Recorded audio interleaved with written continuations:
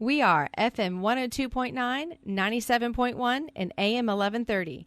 WWBF Bartow. It's time for Bartow Yellow Jackets softball on WBF. Today's game is sponsored by Kelly Buick, GMC of Bartow, Evolve Professional Landscape Management, Spath Jewelers of Bartow and Valrico, by Budget You Pull It of Bartow, Ewing Black Welder and Deuce Insurance, Keith's Spray Service. Today's Yellow Jacket softball game is also brought to you by Citrus Air Conditioners of Bartow, Whitten McLean Funeral Home of Bartow and Fort Meade, Beef O'Brady Sports Pub in the Bartow Center South, by 360 Perspective Partners, S.R. Wright and Company in Winter Haven, and by Thunder Chrysler Dodge Jeep Ram of Bartow. Now let's go to the field and join our broadcast crew for Bartow Yellow Jacket softball. The white visors. And the coaches are meeting at home plate right now, so we'll go ahead and give the lineups pretty quick here. For Viera, leading off will be Maddie Ryder. She's in center field. Riley Mikowski is in left field. Cammie Potts is behind the plate. Tori Berry is at first base. Batting fifth will be Caitlin Farianis. She's in right field. Elena Schneider is at third base. Batting seventh is Ryan Castellano. I'll work on that one, and she's a second baseman. Kara Burwell is a designated player. Bella Capitos is the pitcher, and then batting ninth is Brooke Samuel. She's a shortstop. Coach is still meeting at first base, and it appears to me that Root and Bar's cooled off just a little bit, David. Yeah. But that was just totally uncalled. Yeah, I didn't see that. It didn't. He didn't make much of a change to the box. Is what he moved it a half inch. Yeah, a half. Yeah.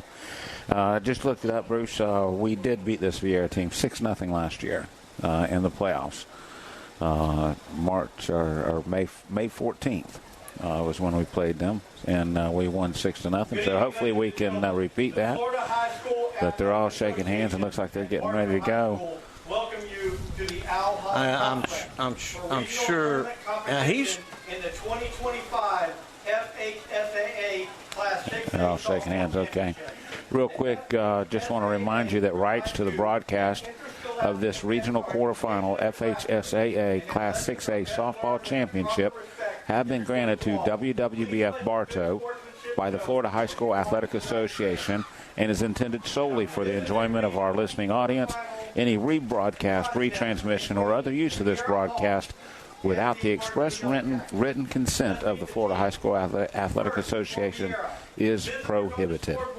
And you see, Tom, I let David read that because he can read, and my writing is so bad. We got ace producer Jeff Thornburg is taking the night off, so we've got the king of producers, announcer, the legend, legend. Okay, Tom Thornburg is back at the station, and so I'm like, Tom, man, well, you got to let me know. If I'd have known this, I'd have buttoned my shirt and of course, worn socks. Of course, poor Dad.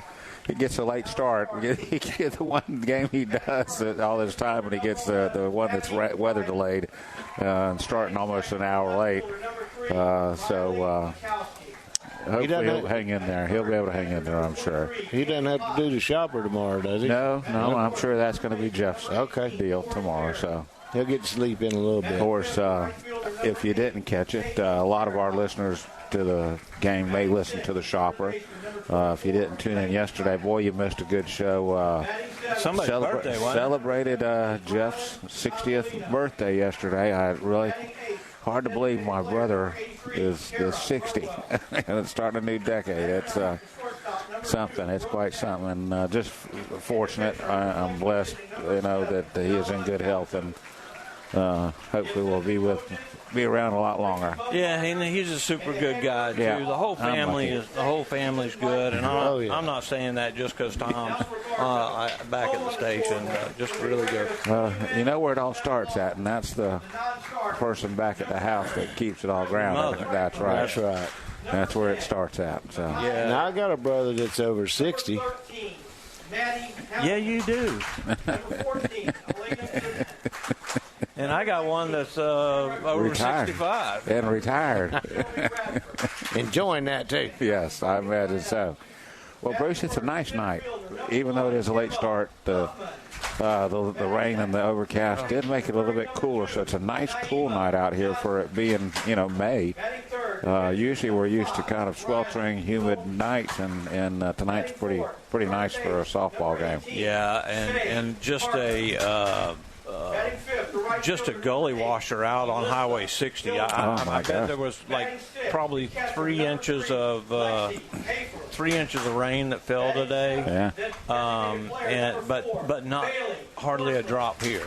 So we're very lucky to be able to get this game underway. If that rain would have come here, we would not be playing. It would have swamped the field. It almost, I guess I described it to you, Bruce, it was like a horseshoe that just kind of hooked around us. Went a little bit north of us around, Highland City and a little bit closer, and then it kind of looped around there, Alturas and Connorsville. And we saw a lot of lightning strikes around us, and that's what delayed us. Like I said, the lightning strikes, then you have a mandatory 30-minute wait after the... Yeah, every lightning strike. Yeah. Behind the plate, Montez Holmes. Had Paul Delgado said there was hail in Winter Haven. It's a good possibility. You're listening to the 2025 Regional Quarterfinal here on WBF. If you're looking for good food and good family time, look no farther than Beef O'Brady's in the Bartow Center South. Your Bartow Beefs is perfect for lunch or dinner for the whole family or whole team. Your Bartow Beefs, where game time meets family time. You'll always get great prices at Budget You Pull at the Bartow. Here's Craig. We have starters for $20, alternators for $20, AC compressors for $31. Every door is $55, and motors are $200. Budget You Pull it, Highway 60 East. Sportsmanship is having pride in your school, your team, and yourself. Sportsmanship is respect for the game and those who play it. The Florida High School Athletic Association reminds you to take on the responsibility of good sportsmanship. Play strong, play hard, play fair. This message provided by WBF and the FHSAA.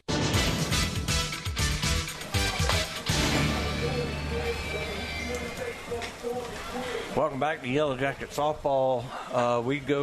We're at the top of the first inning. Defensively for the Jackets, Knowlton will be on the mound. Riley Knowlton, Hayford's catching, Tyson at first, Johnson at second, Quartermain at third, short, Parker at third, Gomez in left, Huffman in center, and Hillman in right. Mia Ryder bats from the left side. She'll start this game off. Got a lot of rednecks coming in. Now, John Clanders is not going to be here tonight, David. No. He is over on the coast, and his third grandchild is being born this season. Well, that's a pretty good reason, John. I will let you slide with that one. And the first pitch is a strike. Riley Knowlton getting the start tonight, Bruce, and looking for a good start from her. Got to get something going early. We need to hit the ball a lot better than we did last week. Ball up and away, 1-1. We're just underway after almost a 2-hour, hour and 55-minute lightning delay. We were supposed to get this game started at 7 o'clock. No, only 55. So was that a ball? That a ball, yeah. That is a ball. So it's 2 balls, 1 strike. That ball fouled out of play. We do want to say hello to our rednecks that are out in the outfield. We got a pretty good contingency in right field and center field, and then a couple are pulling up over in left. So. Left field, yep. Go fill it up. Here comes another one. Yeah. And now the 2-2 pitch. That one's outside. Beautiful pitch. I think she's missing just outside with that, Bruce. And Ryder bats from the left side, and Knowlton is spinning that ball away from her. And the 3-2 pitch, and that's hit right back to Knowlton. Oh, man. And she catches the line drive right at the belly. That was some good reflexes right there. That was, and Bruce, the savior of that probably was that it looked like it was off the end of the bat just a little bit. Yep. And that took but it's right at her. I know it. It's that initial of, oh my gosh, it's coming right at me. And then you realize, oh, wait a minute. and she did a great finishing position that allows her to make the play. Riley Mikowski steps in. She's a slapper. You can tell right away. Yeah. She bats from the left side. Where's number 3? That ball is selling when it comes off the plate from the bat like that. It's got some spin on it. Yeah. And she hits that ball right in between third and short. Shea and great piece of hitting. Kinley were both playing in. Yeah, and it was hit so softly, Bruce. I think even if Kinley does get to that, I don't think she has a throw if she were playing deep in the hole. Yeah, not at all. And I mean, she couldn't have walked out there and thrown it any better. Well, now you look to see, do they send Mikowski? I don't know. Do they test? Hafer hasn't been tested a lot this year, but you got to wait and see. Cammie Potts, the catcher, she's at the plate. She bats from the right side, and the first pitch is a strike. Nope, and nobody going. Nobody going. That catcher can put that ball into the second baseman, too. They want to be careful if they're trying to steal second. Well, Lexi's not afraid to throw behind the runner. She has a really good arm. She does not once she makes a decision that she's going to do it. Yeah, she has a really good snap throw down to first. And she doesn't let a lot of stuff get by her either. No. And the 1-1, that ball spun in at her. She fouls it right back at us. So it's 1 ball, 2 strikes. We're just underway here after the 55-minute lightning delay. Beautiful moon up there. And that pitch is fouled back, so the count holds at 1-2.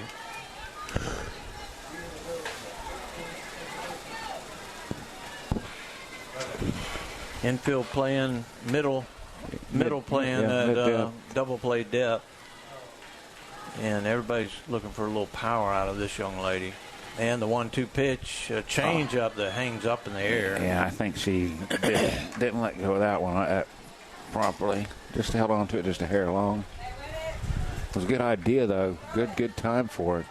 If she throws it with the one we know she's capable of, I think she gets the strikeout. And the 2-2, that ball hit into shallow right field as Johnson goes back. Naima Johnson makes the catch out in the grass for the second out. That's not an easy play, Bruce. You're looking at that ball and it's kind of lopsided going through the air. And where she had to get to, it's right on the edge of the grass and the clay, and easy to lose your footing there, but she makes it look so simple out there. Tori Berry steps in now. She bats from the right side. She's the first baseman, and the first pitch is a perfect strike right down the pipe. 0-1. Tori Berry. Again, David looked it up. We beat Viera last year, and they're looking for a little revenge. As Martha Howell was telling us earlier before the game, she fouls that pitch off 0-2. But she said they were posting some stuff, even had a little article or something. And I guess they're looking for some revenge. So, we'll give it. That's what you come for. We will give you the opportunity. That's for sure. 0-2. Oh, that's a great looking pitch. Oh, third strike. So Viera ends up getting 1 hit on the inning and leaves 1 after a half inning, no score. You're listening to the 2025 Regional Quarterfinal here on WBF. We are FM 102.9, 97.1, and AM 1130. WWBF Bartow. This is Jonathan Jester with Citrus Air Conditioners. Do you ever worry if you're getting the best service for your money? If you live in Bartow, you no longer have to worry. We will give you a second opinion for free on any AC work you're considering. Call 534-1171 or Google Citrus Air. Are you searching for your next partner in real estate? 360 Prospective Partners proudly serves Polk County and is here to help. Contact me, Denise Bodie, at 863-378-5323 or check us out on Facebook to get started today. That's 360 Prospective Partners. Posting pictures from today's event on social media, tag the FHSAA and we'll repost and share it. Follow the FHSAA on X, Instagram, Snapchat, and Facebook by searching for FHSAA. On the site, you can keep up with teams and people who strive to make high school athletics in the state of Florida the best.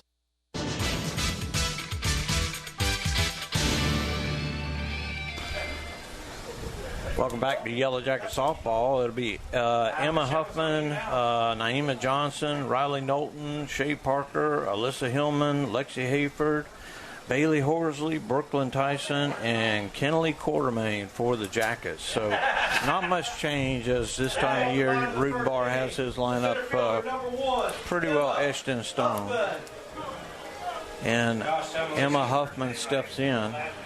She has been just a sensational leadoff batter all year long. Well, Bruce, as most teams go, when that number one batter has a good night, your team usually has a good night. And Wednesday last week, she did not have a good night. None of us really did. And so we didn't play as well.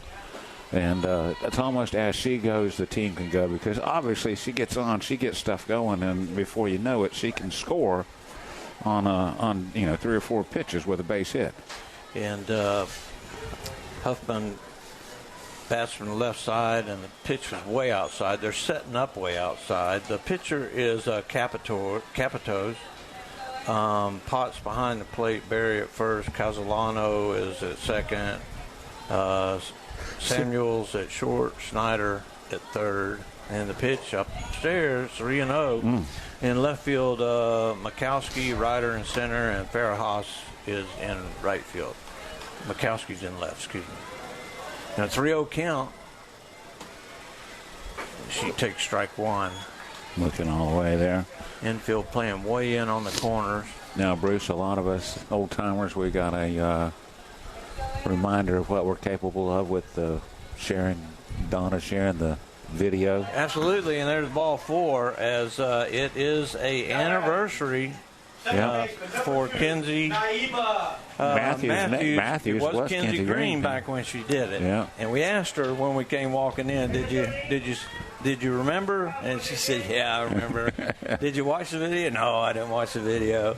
But everybody else does because it's posted, and that was when she hit the walk-off home run to win the state championship. Oh, wow. Yeah. And the batter is Naima Johnson. He called that a strike? Yeah, that looked a little high. That was terrible. That was above head. That was right at head level. Yeah, that one. Wiley's starting off easy. The 0-1, that ball popped up, and shortstop will call everybody off and make the catch. That's what we don't need to do, Bruce. That's what we did Wednesday, and we were unable to do anything and move runners and get anything really going. So now Riley Knowlton steps in. Riley did have a good game, if I remember right.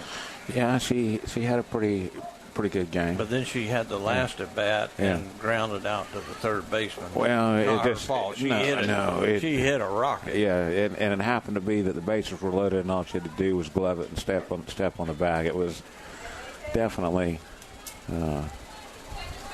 not from lack of effort that she made the last out.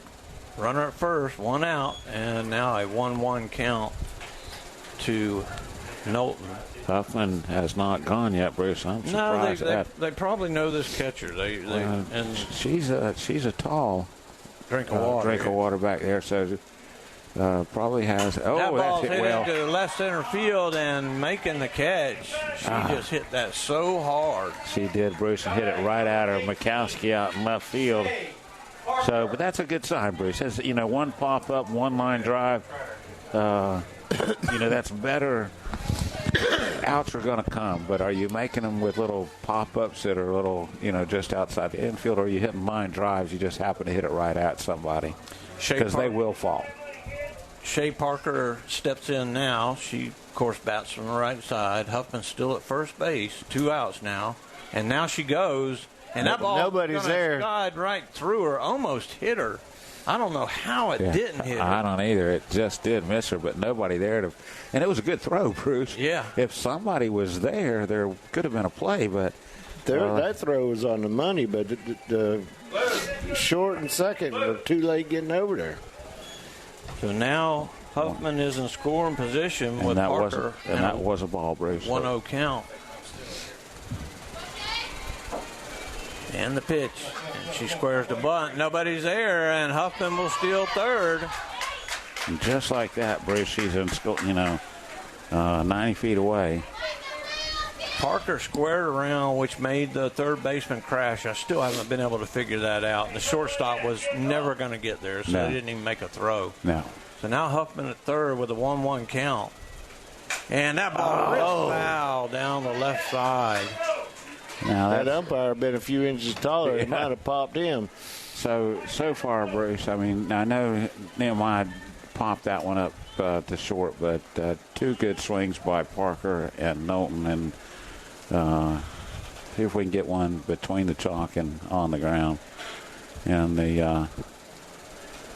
or in the gap. They were wanting a new softball there or something.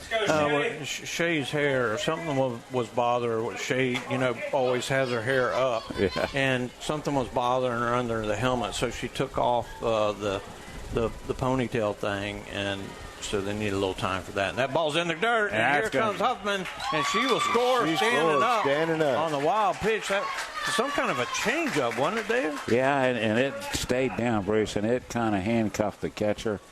Bruce mentioned, or Andy mentioned earlier, how Huffman not much gets past her, and Durant catcher was like that last week. Not much got past her either, but the first errant pitch, wild pitch, and it gets past her, and the speed of Huffman pays off. I told you, Bruce, the way she goes is the way this team can go. It's a 2-2 count now to Shay Parker with the bases clean, and she hits that ball, gets underneath it. The center fielder Ryder gets under it, but not before Emma Huffman walks, steals second, steals third, and scores on the wild pitch. So after one inning, it's Bartow 1, Viera nothing. You're listening to the 2025 FHS AA Regional Quarterfinal here on WBF. Have you tried the shakes at Crave Nutrition? So many flavors and packed full of protein, they're so yummy. Come by Crave Nutrition today and let us help you find the perfect shake for you. Crave Nutrition, behind Dunkin' Donuts on North Broadway in Bartow. When looking for insurance coverage, consider the Ewing Black Welder and Deuce Agency with offices in downtown Bartow. Ewing Black Welder and Deuce Insurance with a wide range of insurance products to meet your every need. Becky Maslak, your local office manager. For the latest official news about Florida high school sports, including results of all state tournaments, visit FHSAA.com, the official website of the Florida High School Athletic Association. That's FHSAA.com. Catch live and on-demand postseason coverage of Florida high school sports at NFHSnetwork.com. Brought to you by the NFHS Network, the official online partner of the FHSAA.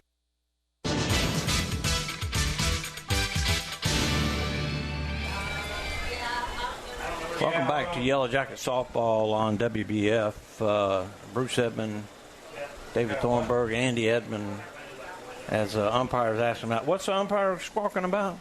Some boys out there messing with the girls.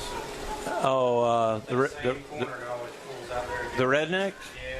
Yeah, okay, we got to ask our rednecks not to be messing with the girls if they don't mind. Yeah. As the first batter is Ferranis, Caitlin Ferranis. She's a right fielder. And the first pitch is swung on and missed. That's going to be a hard ask for the rednecks. Yeah, they'll be fine. They'll be fine. They might have read the same thing Martha Howe read, so you never know.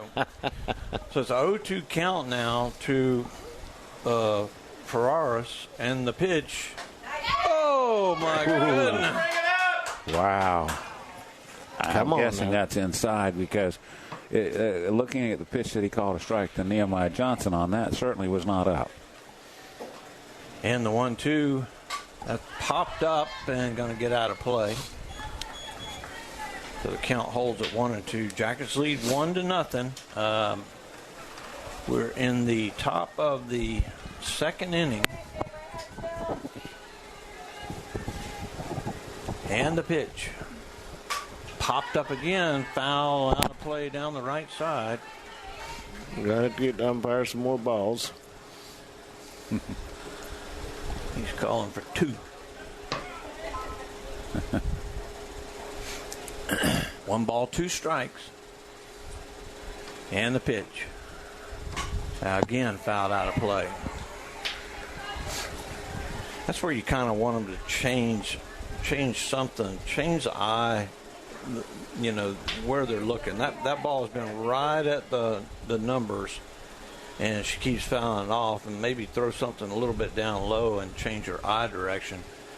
And that ball is hit into center field. Pretty good pop, and going back, making the catch is Huffman. You're not going to hit it past Huffman. Yeah, unless it goes over the fence. Yeah, she hit it a long way, and Huffman was sitting underneath it. She got a lot of speed, though. Yeah, she does. I'd say so. Now, Elena Schneider steps in. She's the third baseman, bats from the right side. 1 out in the inning. And the pitch. Beautiful pitch. Ooh, great pitch by Knowlton there to get started on Schneider. She's throwing well again, Bruce, to start the game. Now the 0-1. Hit right off the end of the catch by Brooklyn Tyson. Left-hander goes way up in the air with the right hand and just yanks it out of the air. Bruce, that is all about timing. If she does not time that, it is over her head, down the line, and in the corner. And Hillman would have had a long run. That would have been tough to keep her from going 3. I agree. I don't know. That'd been a stand-up double. At least a double. And if it keeps spinning away from Hillman, it's going to go in that corner. She snagged that thing. Yeah. Brian Castellano steps in. She bats from the left side, and the first pitch down in the dirt. 0-1. Yeah, Tyson's not very tall. No. So that was every she's what, 5'2", 5'3", and with the arm, that 6.5 feet. So she was every bit of 7.5 feet. Good pitch inside, but misses. Well, and her glove, Bruce, is a good. Almost took it off her hand. Yeah, see, that was just an all-around great play by really Tyson. Was. 2-0 count. And that was in there. She took a little off of that one, Bruce, just get it over the plate. Now she's ready to go. 2 balls and a strike now. 2 outs in the inning. And the pitch, swing and a miss on the rise ball.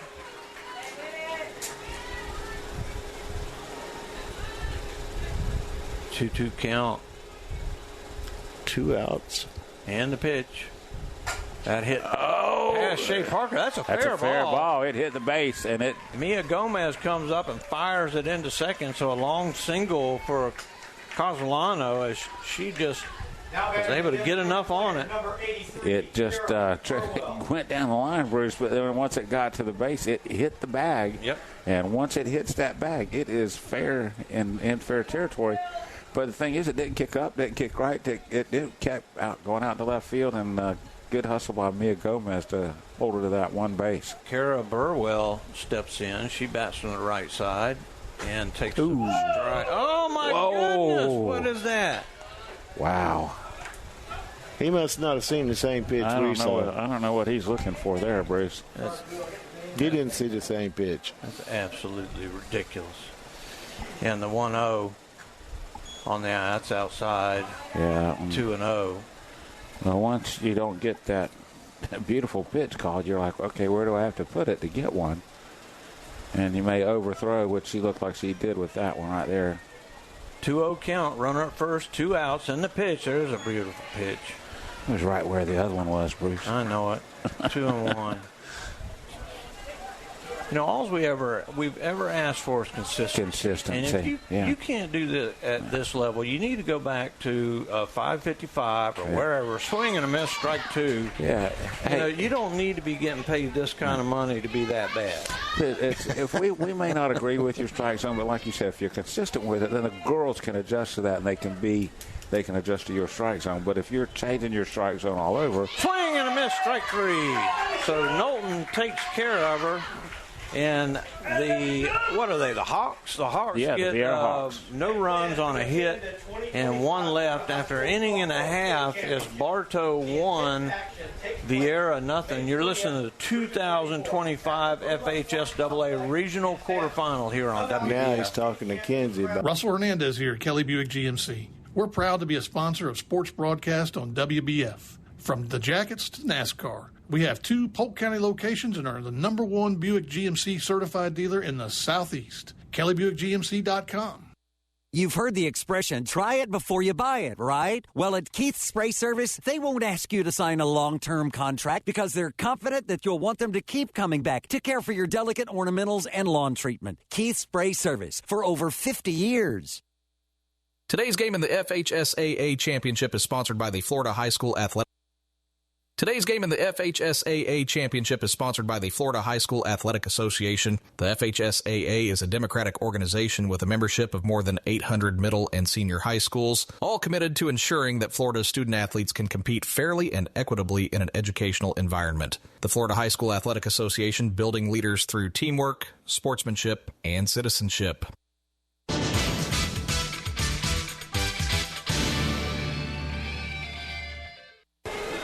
Welcome back to Yellow Jacket Softball on WBF. Bruce Edmond, Andy Edmond, David Thornburg. It'll be 5, 6, 7 for the Jackets. Alyssa Hillman steps in, takes ball 1.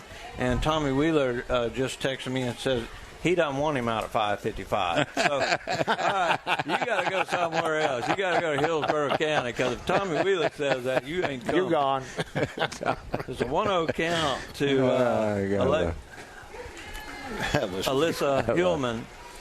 Tommy Wheeler is the mayor of Bartow. Tommy Wheeler is the mayor. He's the mayor, that's right.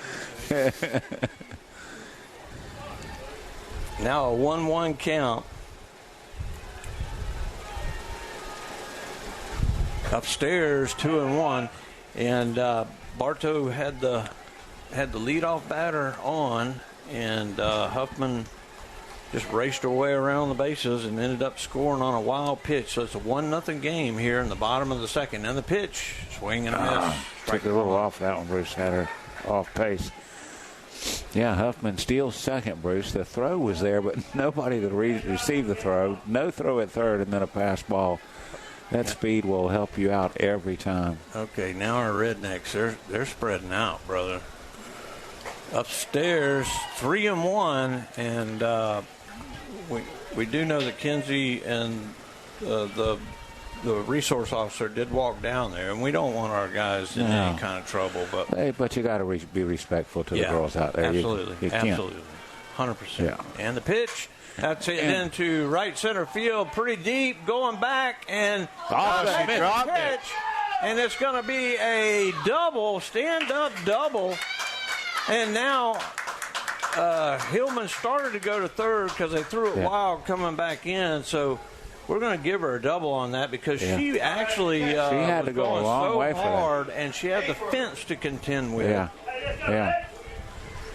So and Bruce, we don't know what was said out there. We're not saying our guys said anything bad or anything. They could have just been taken wrong, but they'll be all right. We got some pretty good guys out there. Absolutely. And now Lexi Hayford steps in. Hayford is the catcher, and don't know what that pitch was. I think it was a ball. And obviously Wamsley a ball. doesn't either, because he hasn't posted it on the It's up there now. Well, he put it there now. He's guessing with the rest of us, I think. It's a 1-0 count, and she bunts it. It's a beautiful perfect bunt. They're not going to get her. They're not going to get anybody. Now they fire back to third, and they can't get Hillman. She dives back in. That was beautiful. So it goes as an infield hit. It was supposed to be a sacrifice, as she bunted it about 6 inches in front of the chalk, and it just spun and sat there. Yeah, and a great job by Potts to turn around and throw behind Hillman, but an even better job by Hillman to be alert and able to dive back in and avoid the disaster. So now runners at the corners, Bruce, and this is what we were missing last week, is base hits at opportune times. And Bailey Horsley has a chance right here. She steps in with runners on the corners, nobody out. 1-0 game here in the bottom of the second. Now she steps away, calls time. Let's go hard. Knock somebody down, let's go. Bailey gapped something here, Bruce. We might get 2 runs. She can pound it, too. And the first pitch is up. Oh, my goodness. You're right. Well, and this is where This is where the inconsistency's coming from, Bruce, because it's 0-1 to Horsley, and the pitch. That looked like a pretty good pitch. That one looked better. Yeah, that one looked better than the first one. This guy has no idea. Yeah. Tommy, I'm sending him to 555. And it's a 1-1 count. They have rebuilt 555. It is a magnificent complex now. And she hits that ball. That's going to be a base hit for Horsley, an RBI single. Hit it right over the shortstop's head on the line, Dave. Yeah, it's a great piece of hitting there by Bailey. Just a great swing. Drove it well over the shortstop in front of the left fielder, but no chance for Huffman or Hayford to advance any further because the ball's in front of her. But now runners on first and second. You got to figure Tyson's probably going to be bunting here, guys. I would think so. He just sent them back to the bases. Whoa, he can't do that. Yeah. These guys just think they own this play. Tommy, will you get down here and show the... We're going to send you another one, Tommy.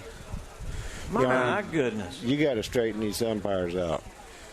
Tom, you talk about the improvements made down there. As long as they stay on the field, he can bring them wherever he wants. Yeah. Hey, let's go, B. So now Brooklyn steps in, figures she's going to be bunting. If she does, she probably needs to pull it down the first baseline. And she squares, and she bunts it. It's straight up in the air. The only play is at first, so the sacrifice goes 5-4 on the putout. Shortstop, number 11. And each runner advances 60 feet. And that's only the first out of the inning, Bruce. And Kenley Quarterbain coming, and she has swung a hot bat lately, David. Yes, she has. She's been hitting the ball well, and that's what's gotten her back in the lineup. A chance here to open it up a little bit. And the pitch, up and away, ball one. Runners at second and third. Got a lot of speed at third. Pass ball.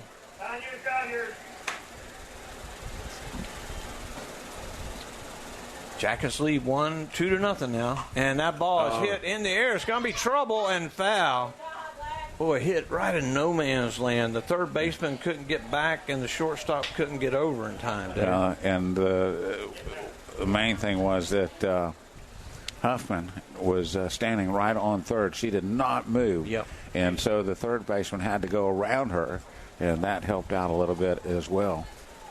And now the 1-1 count. 1 out, 1 run in, 2 on, way upstairs. The good thing about that being way upstairs is this young lady that's a catcher, she's probably, 5'8"? Yeah, 5'9"? She is tall.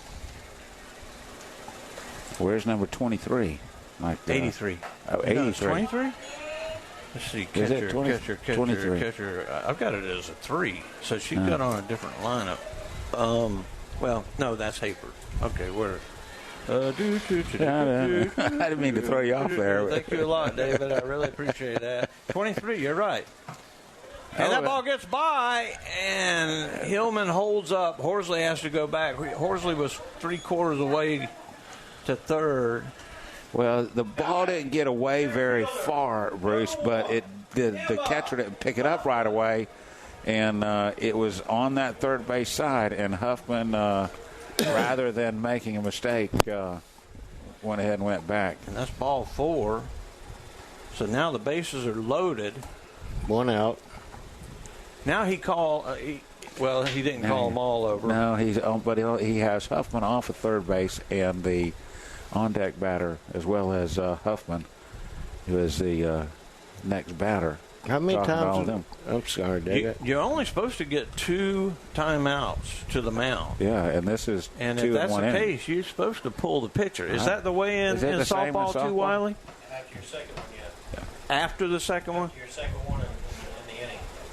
Because this is the second time they've been out. Well, so you get. The first one was a player. Oh, okay. Comes out the second time they got it. Okay. So that's probably why they didn't let Rutenbar pull the girls over. Oh, okay. I got you. Okay, now it's making a little bit more sense. Okay. But they're still knucklehead. Well, Emma steps walked in. and scored. Now she's got the bases loaded, and it takes ball one up and away. And you got to wonder, all the smack talk Viera wanted to display. Yeah. You don't want to speak too soon. Yeah, and you want to give the little what for, but it's still early in this ball game. But you got to think that what's going on in this pitcher's head, because she's obviously a very, very good pitcher. Yeah, she's not missing by much. And Bartow, unlike the other night, we're hitting it in good spots. And the 1-1, and that ball fouled out of play, 1-2. We've had a couple pop-ups in the ball game, a couple of line drives. And then the big hit to the track by Hallman. 3 hits in the inning. And the pitch upstairs. 2-2 now. Got nowhere to go. No. Grease her something inside and let her turn on it. 2 balls, 2 strikes, 1 out, bases loaded, 2-0 game. And the pitch upstairs, 3-2. She was set up outside. Yeah. And she threw it across the plate and up about head high. So she's missing her mark a little bit, mixing up her catcher. Now the count full. And the pitch upstairs, ball 4. She walks in, as that's the second walk for Huffman. She gets an RBI on it. Naima Johnson. And now Naima Johnson comes to the plate. I think they're pulling her. And they are definitely going to And Tom, we're going to take a 60-second break since they're pulling her. And we'll take a commercial break. So you're listening to Yellow Jacket Softball here on WBF. Are you crazy for customer service? So are we. Here at Spath Jewelers, we realize that our complete customer satisfaction is essential to our success. With our friendly and knowledgeable staff, you'll feel right at home as soon as you walk through the door.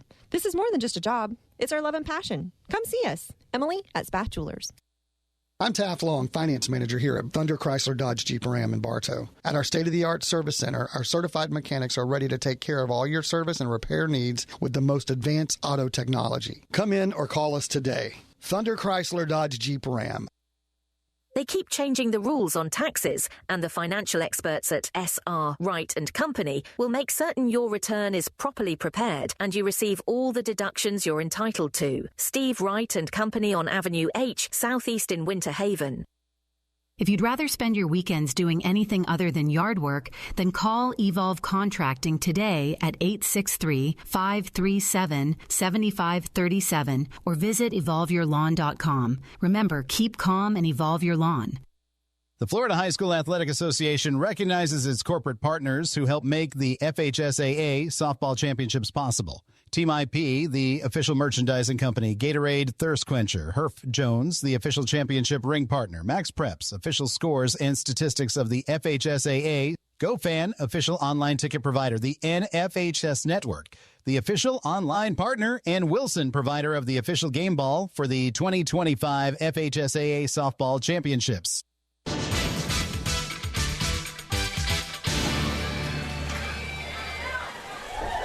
Oh, we got a wild pitch on the first pitch. They're all coming. And 2 comes, and now all 3 runners are going to score on a wild pitch as we just come back. The very first pitch, Mikowski comes in to pitch. She was a left fielder. The very first pitch, she sails over the catcher's head, and that left Horsley comes home, and then all kinds of trouble, and Tyson follows her, and then they tried to throw the ball back. It gets past the pitcher, and then Quartermain scores. And it got so far, it got out into shallow center field, Bruce, and by that time, of course, the speedy Emma Huffman, she's just running like crazy from the get-go. She scores all the way from first on a wild stand pitch. up. Yeah. So it's now a 6-0 game, and just Naima like that, Johnson, she's got a 3-0 count on her. Just like that, Bruce, hit wide open, and Jackets have picked up 3 hits this inning to go along with it, but the base on balls and the errors will hurt you every time. Upstairs, ball 4. So Naima Johnson walks on 4 pitches. And, we were talking in between while the commercial was going on, saying this girl's got a lot of smoke, got a lot of heat on her pitch, but you got to throw a strike. Yeah. And she was upset with the last call. You could see her looking over there like, what's he want? Well, and also that wild pitch just threw everybody off. Yeah. And now including her. And now the batter is Riley Knowlton, and a quick throw down the first. She Johnson back easy. She tried to throw a change up there, Bruce, and it just stayed up.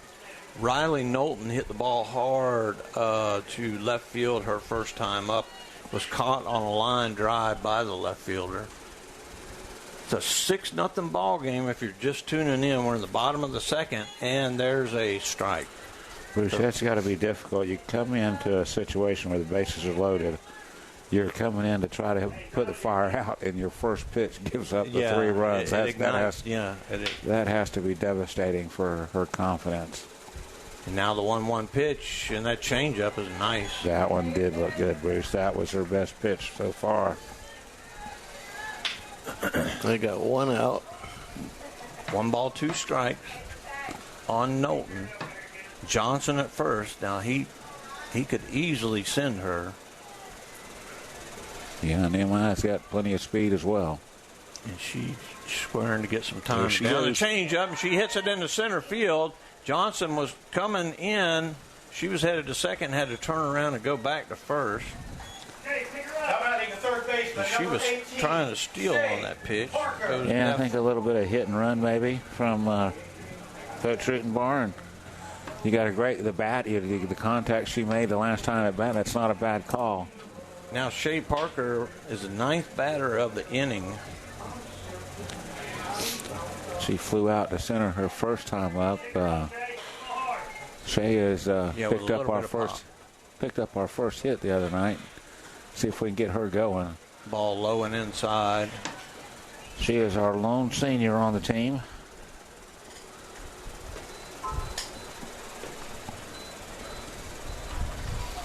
Again, Mikowski is the pitcher. And the 1-0, and that ball ripped foul again. That's the second time she's turned on one so hard. She makes a living out of just, if those were eggs, there'd be a pile of them out there. The 1 ball, 1 strike, 2 outs. Now a couple of balls being thrown in to the catcher for the umpire. 6-0 ball game here in the bottom of the second. The Jackets lead.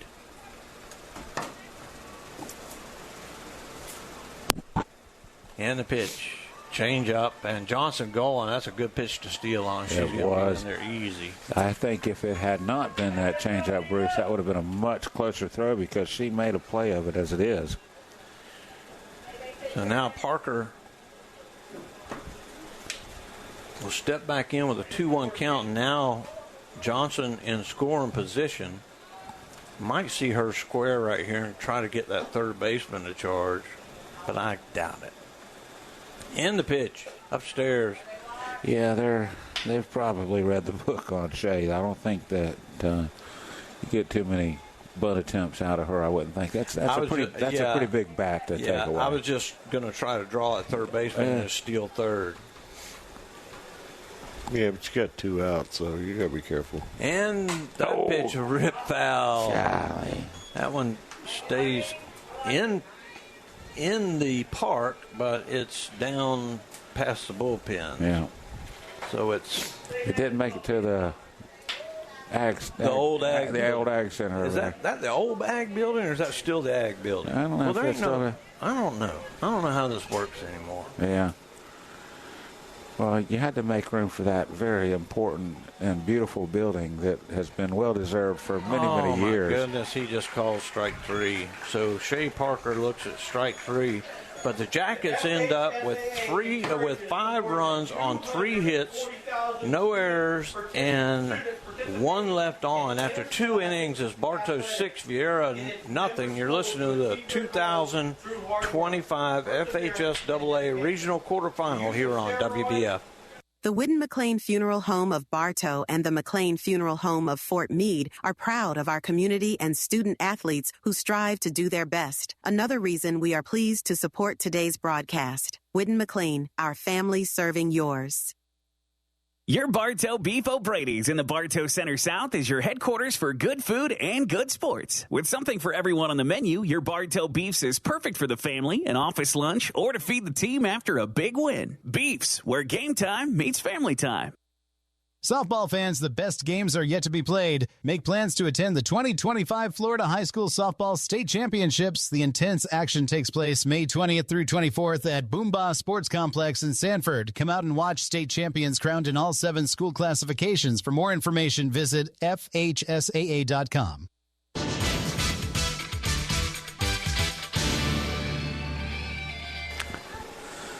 Welcome back to Yellow Jacket Softball on WBF. We go to the top of the third inning, and it'll be 9-1-2 for Viera.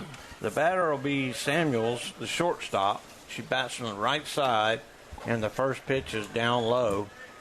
Knowlton with a 6-run lead now after 5 big runs in the bottom of the second for the Jackets. Well, it all started off with that big double by Hillman. Swing and a miss. 1-1. Now we need another quick inning, Bruce. Get them. Viera with a hit in each inning. Yeah. Just a pair of them. And the 1-1. Swing and a miss. And they've both been stranded. So that's the best part. Yeah. That's what we couldn't do. We've done it. We've absolutely flipped the script from Wednesday night. We're doing the things we couldn't do then and keeping them from doing them, which is what we could not do last week. And the 1-2 pitch outside, 2-2.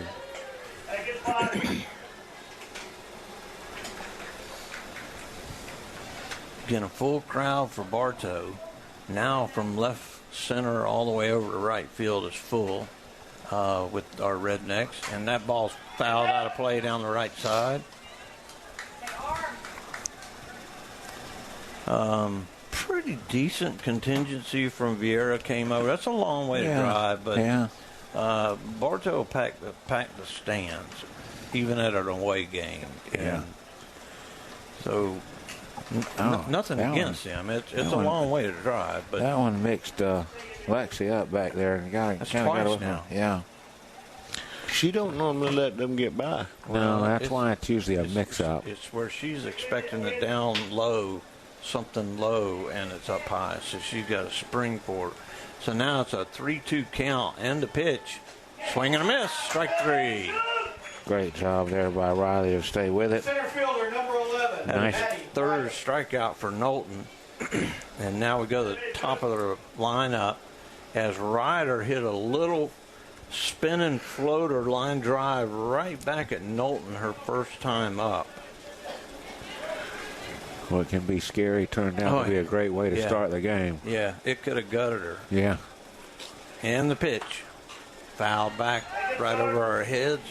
And, of course, like a lot of the girls nowadays, and I think it's wise, Riley has the mask, the safety mask. And, virtually everybody. You'll see I see a lot of third basemen, too. The occasional first baseman will have one on, and it's just smart. I mean, you can get really messed up by an errant ball. And the 0-1 down low, 1 ball, 1 strike, 1 out. Takes one bad hop or something, all it takes, and jars you pretty good.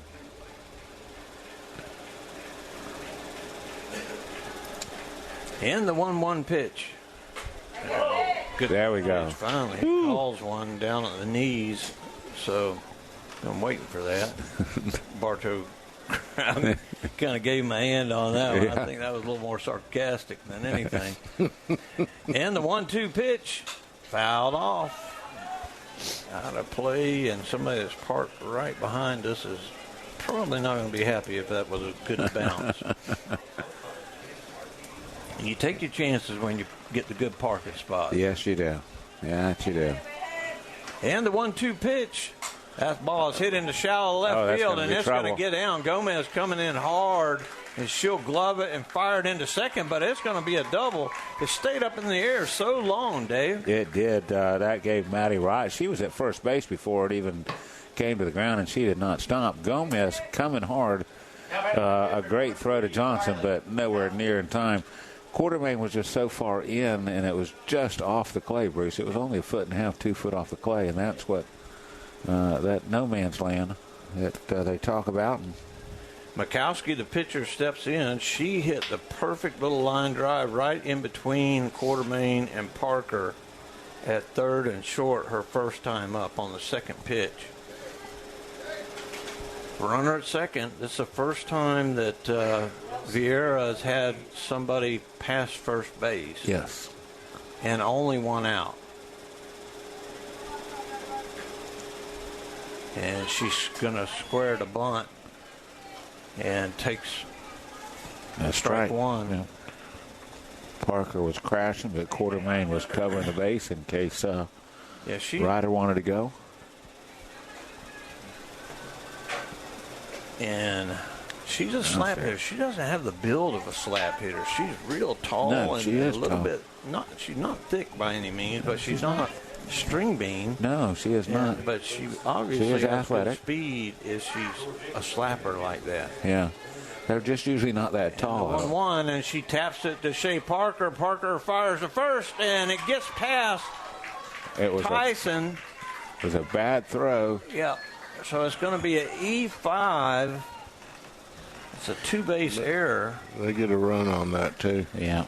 And now it is a 6-1 ball game. The runner goes to second. It wasn't hit very hard. It wasn't, hit to Shea Parker very hard. Perfect Bruce. again. If you're a slap hitter, that was a perfect hit. Yeah. It was slow, and Parker had to come up firing now. And a good throw gets her, but it was down in the dirt a little bit, and Brooklyn was unable to come up with it, and skids by her. And so the error, the two-base error. They got a pinch runner out there, too. Mathis will pinch run for Mikowski, and Potts. Camden Potts. She popped out to Naima Johnson right behind the first base. Right in the grass her first time up. So 1 run in on the two-base error, and the runner at second, still 1 out, and Potts will now step in after all the commotion. And the pitch. Perfect. Right down the pipe. Yeah, he's adjusted his zone, it looked like, Bruce.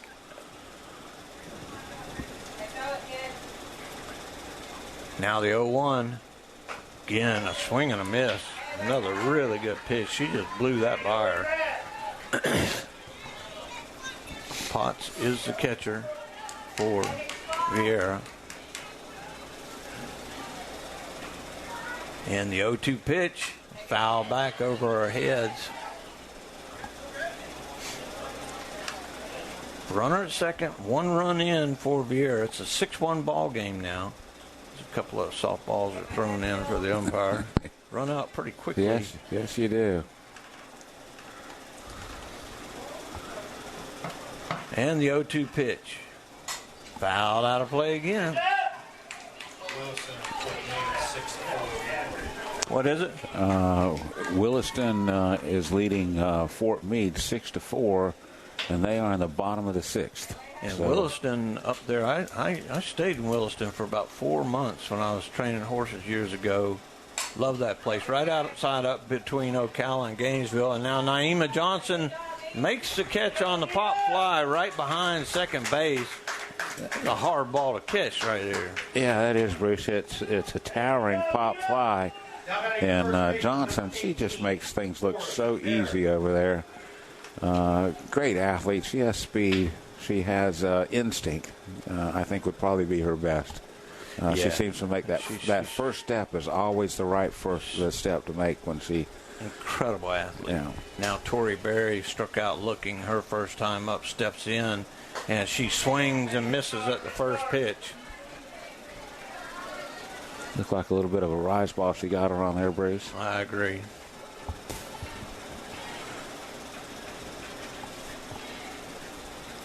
Now the 0-1. Oh, she almost went after that one, too. That one ended up almost past Huffman. It was so Hayford. It was so high. 1 ball, 1 strike, 2 outs, 1 run in, runner at second. And the pitch. Ball popped up and going to be not in the stands. I thought that was got it with stands. So it's a 1-2 count now. Don't know where anybody goes. If Viera wins, we don't know where they go. Don't know where we go. Don't know any about that stuff. The pitch fouls back, just gets a piece of it. So regardless of what happens in this game, you just check the FHSAA and they'll let us know. It'll probably be Tuesday next week. And, of course, Jeff will post it and make announcements. And the 1-2. Oh, that's a great pitch. Strike. So that's the second time she struck out looking. Third out of the inning. But Viera gets 1 run on 1 hit. There was 1 error and 1 left. After 2.5 innings, it's Bartow 6, Viera 1. You're listening to the 2025 FHSAA Regional Quarterfinal here on WBF. At Budget You Pull to Bartow, they'll buy your old vehicle and even arrange to pick it up. We buy junk cars here. We can also arrange for towing from you. We use Gator Towing for our towing service, so you know you get insured a professional towing vehicle. And they cover Polk County. Budget Auto Parts of Bartow. Need an energy drink or protein boost? Visit Crave Nutrition of Bartow and sample our healthy energy-boosting Mega Tea, nutrient-rich shakes, protein bites, and much more. Crave Nutrition behind Dunkin' Donuts on North Broadway in Bartow. Softball fans, the best games are yet to be played. Make plans to attend the 2025 Florida High School Softball State Championships. The intense action takes place May 20th through 24th at Boomba Sports Complex in Sanford. Come out and watch state champions crowned in all 7 school classifications. For more information, visit FHSAA.com.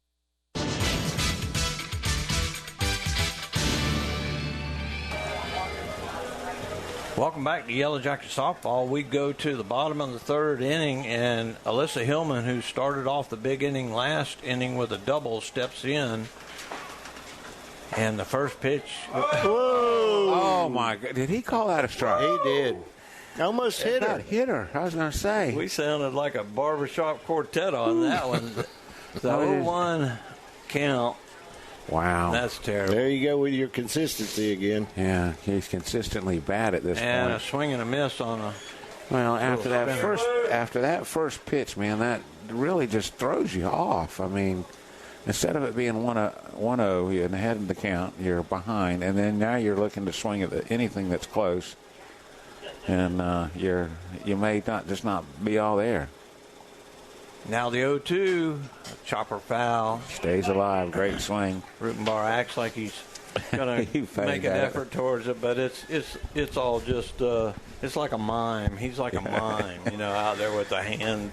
It wasn't that great an effort. No, he ain't going to go. He's we were talking last week. He's in his 36th year, Nate? Is that right? Yeah, we thought it was like 56 and only like 36. They've put up, they do a great job at this complex with memorializing a lot of people involved with this program. We've got the Hall of Fame over there, starting out with the players, all the way back to Kelly Robinson. Oh, yeah. And then you've got the one change-up fouled out. That I noticed it was. Now I haven't been here a lot lately, but on the one end of the ball of the south end of the concession stand. Now they have the records throughout the years of Bartow High School, and I was looking at it, and like I told you earlier, there's only, out of all those years, he has only had 3 seasons where he has lost double-digit games. Yeah. 3 seasons. It's incredible. It's incredible, and none of them were even close to being a losing record. His record is just unreal. The last pitch was a ball. It's a 1-2 count now to Hillman, and the changeup again. Oh, that one. And He called that a strike? He did.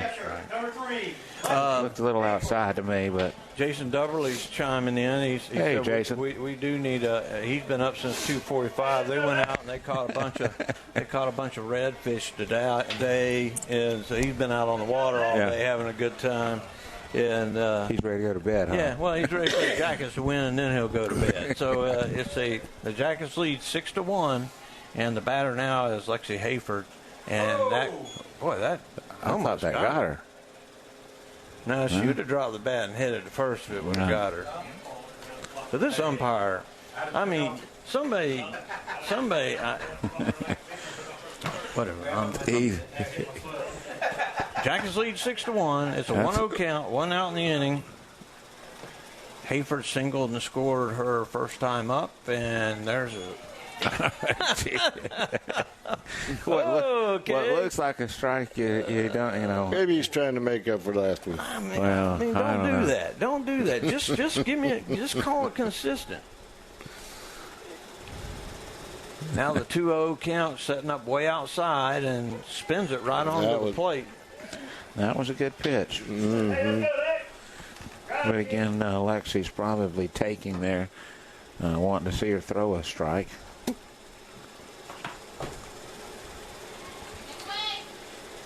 And now the 2-1 pitch. Wow, that looks like it's off. Looks like it's off the plate, but she's setting up out there. Yeah, you set up and you don't move the glove. That's a 2-2 count, one out in the inning. Jackets lead 6-1. And the pitch. And that ball's ripped over the third baseman's head. That's a double easy. Ball. That's stand-up double. And Hayford easily going into second, makes a big turn, and will stop at second. Bruce, she is standing on second before the throw is even coming into the infield. And if it's not to the left side, if she hit something like that to the right side, she'd still be running. Horsley had the RBI single back in the last inning and scored herself. One out in the inning, a one-out double by Hayford. Lexi hit that one on the button. Oh, Bruce. my goodness. It went all the way, almost to the fence, didn't it? Yeah. It was out there by the fence. The Horsley steps in with one out and a runner at second. Take that ball in the dirt. Are you sure? Yeah. It's a 1-0 count. Let's go. Bailey had a great at-bat her last time up. And the pitch. And she hits a hard roller to third base. They're going to throw to first, but that's going to get the runner over on the throw. It's not a sacrifice. It's a fielder's choice. Goes 5-3 for the second out. She does move Hayford over to third. And now Brooklyn Tyson, who tried to sacrifice her first time up and ended up with a base hit out of the thing. She got a runner at third and two outs. And the pitch. Outside, ball one. And the good part about Bailey moving her over is Mikowski has had some control issues. If we can get one past the pitcher, plenty of speed for Hayford down there to score if it does. And the 1-0 swing, that was a whiff of a swing by full Brooklyn. Brooklyn's she's not going to be happy about that That's when, like, you're geared up on a fastball and they throw something else in baseball. She was just looking for something else, and it just totally fooled her. So it's a 1-1 count. She goes outside again, and she was a little late on that one, too. Swings and misses. She's got Brooklyn mixed up right now. Brooklyn just needs to take her time, do what she knows how to do. 1 ball, 2 strikes, 2 outs, runner at third. 6-1 ball game. Jackets lead, and the pitch way outside. Try to get her to chase again.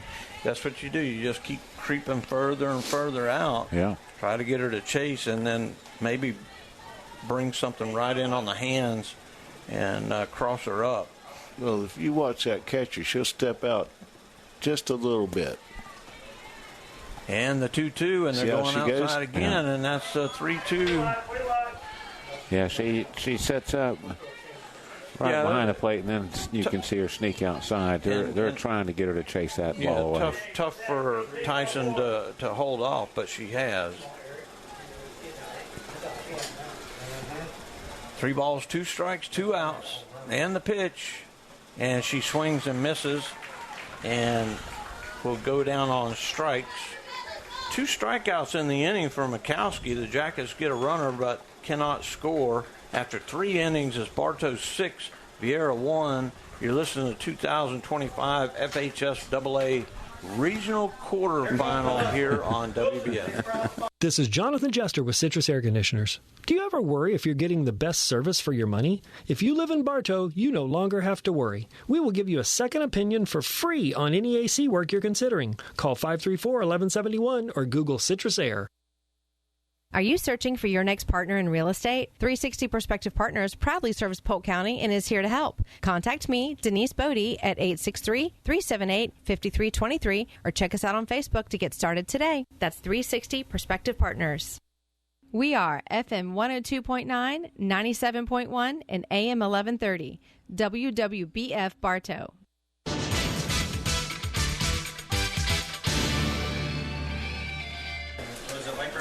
A little update. Fort Meade is up in Williston, and it was a 6-4. They were trailing a little bit ago, and now Williston has opened it up 9-4 now, and it looks like Fort Meade season, a very good season, may be coming to a close. Well, they go to the top of the 7th, and of course that's going to be their last chance. Hopefully they can get something rallied and either tie it and then take it to extra innings.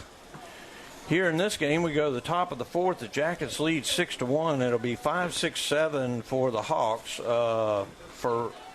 Ferranis steps in. She flew out to center field her first time up as Huffman was able to chase it down pretty easily. And that ball, yeah.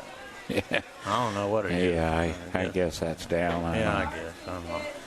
Each inning, it is different. You have a hard time keeping up. Yeah. And now the 1-0 pitch. Perfect. Right on the inside part of the plate. 1 ball, 1 strike. Riley has thrown really well tonight, Bruce. 1, 2, 3, 4, 5 strikeouts on the night? That's what I got. 4. 4. Yeah, 1, 2. 1, 2, 3, 4, 5. 4. 1, 2, 3, 4. I got 4. That ball's inside, 2 balls and a strike. If you're listening, we did get we had a 55-minute lightning delay.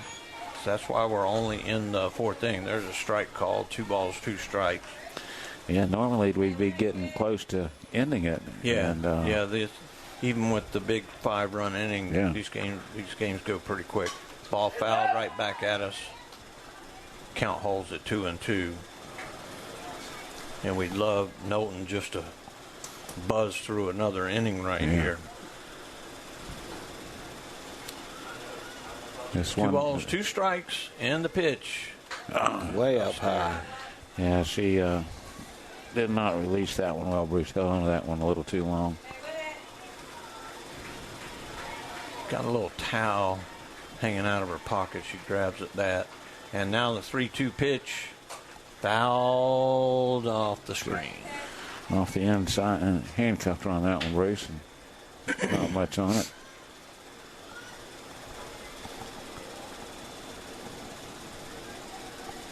We're in the top of the 4th inning. 6-1 ball game. Jackets lead, 3-2 count, and the pitch. Popped out of play again. Watch out, Sage. That umpire almost dumped it right in the clay right there. That would have been. That would have been. I can't be mean. Tom's on the board. Tom probably got his fist clenched right now just from me talking so much. So it's a 3-2 count and the pitch upstairs, ball 4. That's going to be the first walk of the night given up by Riley.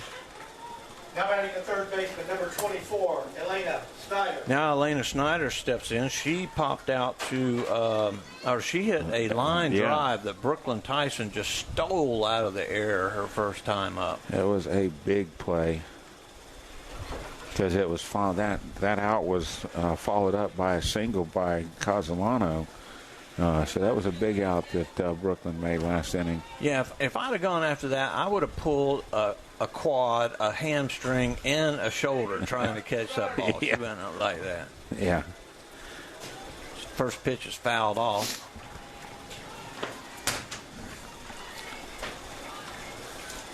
Oh, and 1 count, runner at first, nobody out here in the fourth. And the pitch upstairs really popping the mitt. Yeah. Bruce, this is a deceptive game.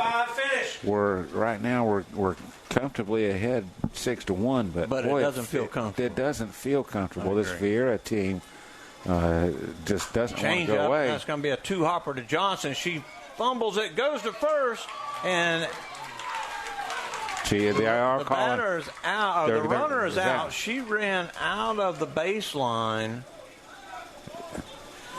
Now there's going to be some talk. Yeah, I don't know if there's some interference, but the second base umpire called the runner out. Johnson got handcuffed as the ball was coming by, and she's like 99% on. Yeah. Right? Oh yeah. And so maybe it was a vision, something, because when she finally gloved it, she fires to first and threw it low. Tyson was unable to make the catch. And now they're going to have a meeting between the umpires. The only thing I can think is if it was, but how do you? I've never really kind of understood the obstruction, because I mean the runner has a right to the path to get to the base, but the fielder has a right to field the ball. David, I 100% agree with you, and it's the situation is. I think the runner has 100% right to go straight to that bag. I agree. And if she didn't run out of the way, then there should be. And again, that would go against Bartow, but that is the way the game should be called, in my opinion. We would be fuming if this were a call against Bartow. God. Yeah. And we try to be fair. We enjoy watching good ball games, good athletes, and of course we want Bartow to win, but we're not going to try to fault another team or another player for any reason, and we don't think she did anything wrong. Now, regardless, it's going to be an E4 on Johnson, because the runner is safe at first no matter what. And they're going to call her safe. So they are going to change it. So now Rutenbar is going to come out, and he wants to give an explanation. He's got to give him his what for, and now this umpire, the home plate umpire, is going to walk over like he's something. Yeah. Oh, he's got the strut going on too. Yeah. I'm coming. Here I come. Well, Rutenbar wants an explanation, and now Rutenbar wants to talk to this cat because he's the one. He won't talk to him. Look at him walking away. Yeah, now he's going to talk to the infielders. So he's going to settle everybody down. So the error. Yeah, it's an E4 in the book, and that just ain't right. Well, you know, they don't have the luxury of replay, so they can't look over. They can't go back and look at anything. It just has to be on what did you see, and then they converse with each other, and then they come up. But I don't see. I understand that, but to walk away like that and not even give the man. Well, it is. Yeah. So now it'll be Castellino stepping up the plate. She has one of the 4 hits for the Hawks. And she's got runners at first and second base with nobody out. You got Shea Parker playing way in. And she squares a bunt, and it hits her right on the arm. Oh, my goodness, that had to hurt because she was squared around. Yeah. Loads of bases up. Not good. I thought it hit the bat, too. I thought it hit the bat, too, because that ball flew way off. No, it hit the bat, Blue! You would. I thought it hit the bat. No, it hit her hand. Well, her hand is a part of the bat. Hand is part of the bat. And a pitch that hard would hurt. And we don't want her to be hurt. No. Absolutely not. You're talking about breaking something with a pitch like that. Yeah. And she's looking at her fingers, so that should be a foul ball. Yeah. So, but they're not going to call it. Now the bases are loaded, and that ball gets past Hayford, and there's a play at the plate. Oh, no! Wow. So the ball gets past Hayford. She throws a strike to Knowlton, who puts the tag on her as she's diving into home plate. And the umpire's right there and misses. I just cannot believe that. And Glenn is having his say. It's a pass ball. Yeah. I don't know why the third base umpire is walking in. But this guy is behind the plate is questionable so far. That was just an absolutely horrible call, Bruce. It was a great play by Alexi. She hustles back to get the pass ball, makes a great throw. Riley Knowlton is covering the plate. Everything's executed well. The tags applied. And, again, the call goes against us. Burwell is the batter. She struck out swinging her first time up. It's a 1-0 count. Runners at second and third. Is a 6-2 ball game. No outs. And that ball is upstairs.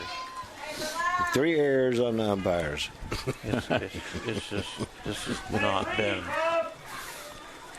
Well, go get her 5. Again, talk about you think it's a comfortable 5-run lead. Yeah. Now down to 4, and they're still threatening. There's a strike. 2-1. You don't want this one to slip away. You need Riley to just take control, do what she knows she can do, and that's those strikes. Defense needs to play. Infield playing in with a 4-run lead. They're playing in still, and she went. Yes, and he did call it. She tried to check her swing, but she did go, so now it's a 2-2 count. And now the first base coach coming in. Yeah, I think he's just talking to her. I don't think he's barking, because we can see from up here that she went.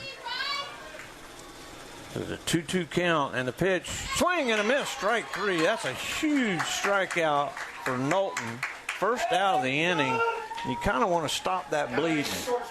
Yeah, good job. And now Samuels, who struck out swinging her first time up, steps in. Knowlton, you can tell, is still a little bit upset, and rightfully so, but she's able to got to focus. And there she tries to bunt for a base hit. I was going to say that, looking for a base hit there. So it's fouled off. It's 0-1. Runners at second and third. There's 1 run in. It's a 6-2 ball game. Been a walk, an E4, a hit batter, a wild or a pass ball, and the 0-1 pitch. She squares the bunt again. Oh my gosh! Boy, that is good. In the game, I know it's late. Waffle House is still open.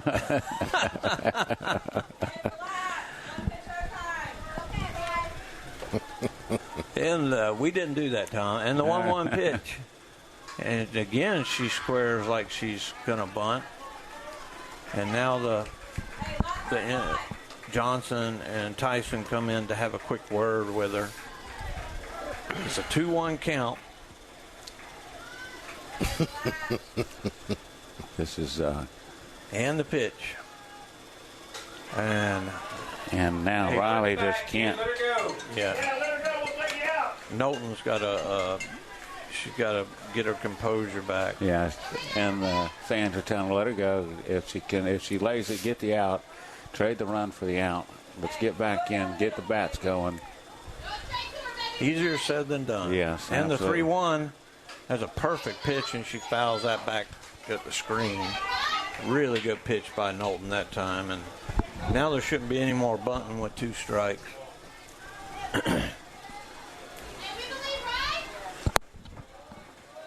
Big pitch here for Riley. She can get a strikeout here. Really helps a lot. 3-2 on the way, and he calls strike 3. Yep. We'll take it. My goodness. Well, I mean, for the ones that we didn't get. Center fielder number wow. Yeah, it's comical, Bruce. I mean, and it's both sides. It's against them. That one This looks a is little high school regional quarterfinal, and you got this miss. Yeah, it's horrible. So he can't make up his mind which way he wants to go. Maddie Ryder is the batter. She doubled her and scored her last time up. She takes strike 1. It's just not fair to the girls on either side, Bruce, when they don't know where your strike zone is at. At one bat, it can be one place, and the next at bat, it can be another place. That ball hit past Quartermain. 1 run will score. Gomez comes up, fires it into the plate. That allows a runner to go to second. But Gomez probably should have hit the cutoff on that one. So it's a single for Ryder. She takes second on the throw. No error, but it does get a run in. And now runners at second and third with 2 outs. And the batter will be Makowski, the pitcher. She has singled and reached on an error. She's coming to Shea or to Quartermain. Yeah. And the pitch. And she takes a full swing, a good hard swing. When those slappers do that, man, that'll wake you up. There's a 0-1 count now with 2 outs. It's a 6-3 ball game now here in the 4th. And the pitch. Oh my goodness. I mean, this is just right down the middle of the plate, Bruce. I don't know how much better Riley could throw that one right there. That's got to be frustrating for her, too. Really frustrating. And 1-1. And she hits that right past Quartermain and Parker. Perfect again. And again the throw in by Gomez. You've got to hit the cutoff and stop that from happening. Yeah. That's going to put runners on second and third again. Now it's a 6-4 ball game, Bruce. And nothing to stop the bleeding. No. There are 2 outs, so looking for that 3rd out. But running for the pitcher, number 21, Peyton Bassett. So we got runners at second and third. Now batting the catcher, number 23, Candy Pop. Again, 2 outs, 3 runs in the inning. Hey, Bush, you got it. And the batter is Potts. Potts has popped out to Naima Johnson twice tonight. And the pitch. Down low in the dirt. Great job by Hayford. Yeah. Let's go for the hat trick right now for the pop outs to Johnson. Get out of this inning, come back and get the bats woken back up and get our lead back. And the pitch.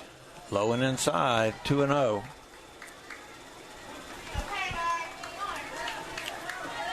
It's a 6-4 ball game here in the top of the 4th inning.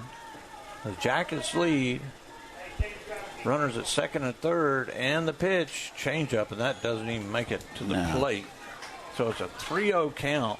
Should be taken all the way here. Big inning for Viera, Bruce. This is the number 8 batter here in the inning. Yes.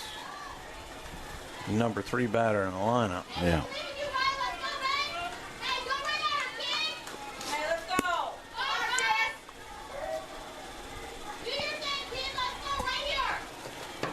And the 3-0, there's a strike.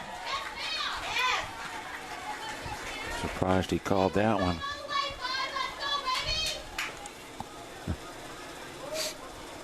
Three balls, 1 strike, 2 outs, 2 on, and the pitch. Foul back out of play, so she works the count pretty much even again. Yeah, now a strike away from getting out of this mess, Bruce. And what is it? Fort Meade fighting back, Bruce. It is now 9-7 in the top of the 7th with 2 runners on And 1 out. And that ball hit into deep left center field, and it is out of here. Oh, my goodness. Takes a 3-1 count. A 3-2 count. Wow. Oh, my goodness. And, Bruce, just like that, you went from a 6-1 lead to now you are trailing 7-6.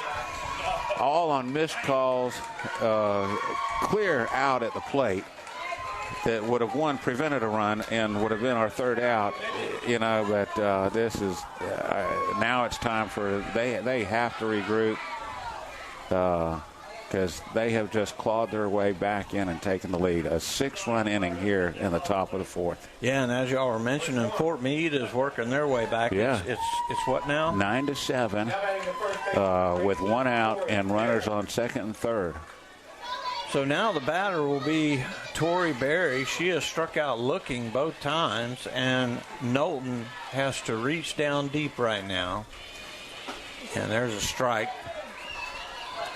She just cranked that ball left center field, and the girls gave maybe 2 or 3 steps and knew it was gone. Yeah. That would have been right in his truck. It sure would have. He missed one. Swing and a miss, strike 2. Well, he's having a grandchild born. Yeah, so that's pretty exciting. That's probably better than a home run ball. Now the 0-2, that ball hit off the fist, and that's going to be an infield hit. That just one that just died, Bruce. It's just going nowhere. You're hoping it's going to keep spinning and come back out. But in foul territory, Shea tried to let it go, but it just died before it gets to the foul line. And now it'll be Ferraris. She started off the inning with a walk and scored. They'll have a runner here. Looks like they may have I don't know. The 19 is going to come in and run for 18. They're putting some speed out there, it looks like. Entering the game and running at first base, number 19, Valentina Wooten. Wooten is the batter, or is the runner. Ferreras is the batter. She, like I said, she walked and scored to begin this inning. And the first pitch is a strike. Hey, good start, good start.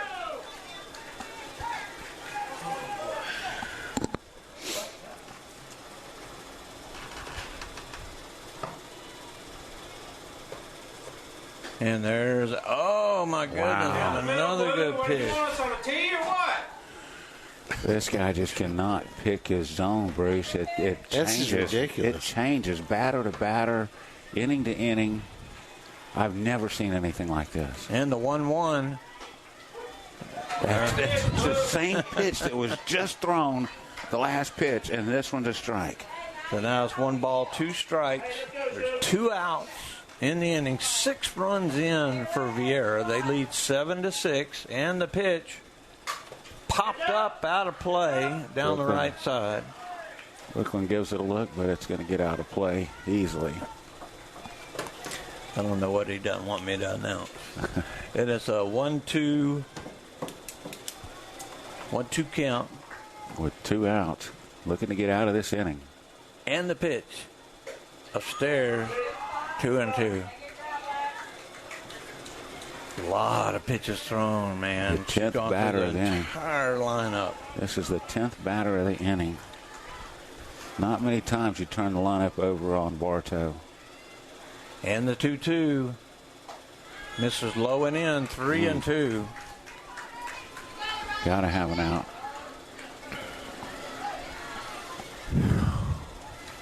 Hey, 3-2, 2 outs. Runner's got to be taken off. And now the 3-2 pitch. The ball is hit into shallow center field, and that's going to get down for a base hit. They'll fire into second. And got her. Got her. Great job by Huffman as she catches it. She gets it on 1 hop. The runner rounds second base, and they fire it in and get her trying to go back to the bag. So it goes as a base hit, and then it goes 8-8 6 on the put out, but there was six runs on 4 hits, 1 error, and 1 left on base. After 4.5 innings, it's Viera 7, Bartow 6. You're listening to the 2025 FHS AA Regional Quarterfinal on WBF. Brandon Wondrow, General Sales Manager of Kelly Buick GMC, and we're proud to be a part of the live sports coverage on WBF. We're proud to be the #1 Buick GMC dealer in all of Polk County. Please come visit us in Bartow or visit kellybuickgmc.com. 35 amazing years. Hey, that's us here at Spath Jewelers. We offer services such as beautiful custom work that's sure to wow, repairs, complimentary cleaning, appraisals, watch repairs, financing. What more do you need? We're here Monday through Friday, 10 to 7, and Saturdays from 10 to 5.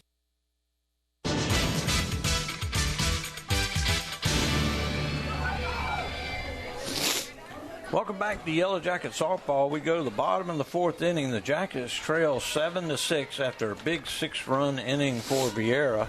It'll be 9-1-2 for the Jackets. Kenley Quartermain walked, and there she hits the first pitch right to the left fielder. Gave it a good ride, but had her played perfect. That was a great hit by Kenley, just like you said, right at her.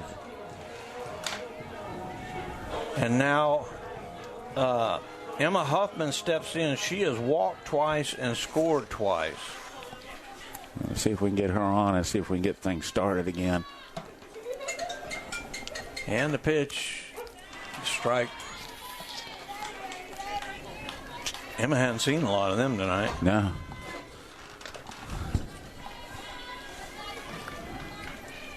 Mikowski is still on the mound.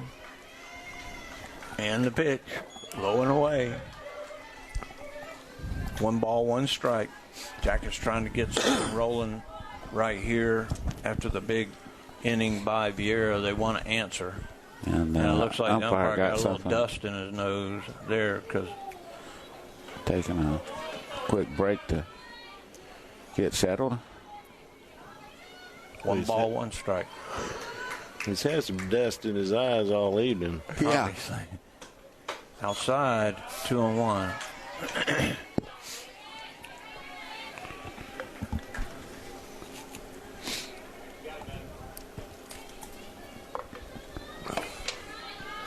Pitchers take a little bit longer for Viera than Bartow. Yeah, Bartow does. Really deliberate. They're looking into the dugout for the pitch. And the pitch, that one inside. So it's 3-1 now to Huffman, who has already walked twice. Is it over?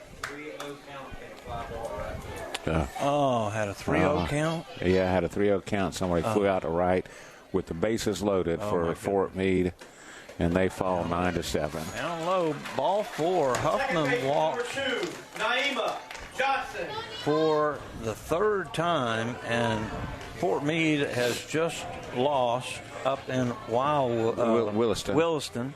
And Naima Johnson comes to the plate. She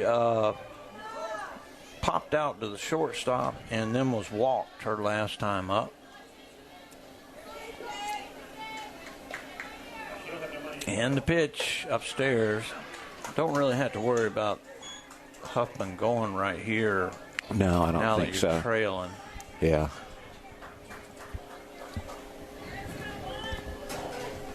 But you never know. She may square around. And second baseman's playing well off. She has a long way to go to cover. And that ball hit right off the end of the bat, foul by Johnson.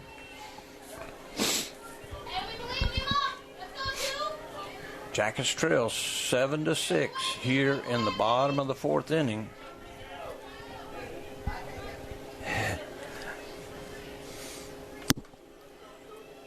One ball, 1 strike. Okay, I'm not going to say it. That ball hit past the third baseman, a base hit for Johnson. Great piece of hitting there by Nehemiah. Now runners at first and second with 1 out. You can hardly hear me. Okay, there, better. Now, Riley Knowlton steps in. She's hit the ball pretty well, Bruce. It got underneath of her second one, but that first one she lined to left field and really could use the bat of Riley Knowlton to wake up here. She's struggled a little bit lately, but we know what she's capable of. Exactly. So Knowlton steps in with 1 out, 2 on. And she hit the ball high into left field, just got underneath it again. Yeah, she took a little bit off of that one. She was looking to go yard, and it was a changeup, David, and got underneath it. It was. If it was a fastball, if that was a fastball, she parks it. But because it's a changeup, it's off the hands and just a harmless fly to left field. And now there's 2 outs. Shea Parker coming to the plate. She is 0 for 2. She flew out to center and struck out on a horrible call by the umpire her last time up. Now, this is another one that we need to wake up right here. She had a rough, she had a hit last week, but not a game to her standards, and really need to get her going right now. Base hit will tie this ball game. Ball outside. Yeah, because they'll both be taken off, and if it gets down, the speed of Johnson will definitely make a play at it. Runners at first and second, 2 outs. Jackets trail 7-6. And the 1-0 pitch, low and inside.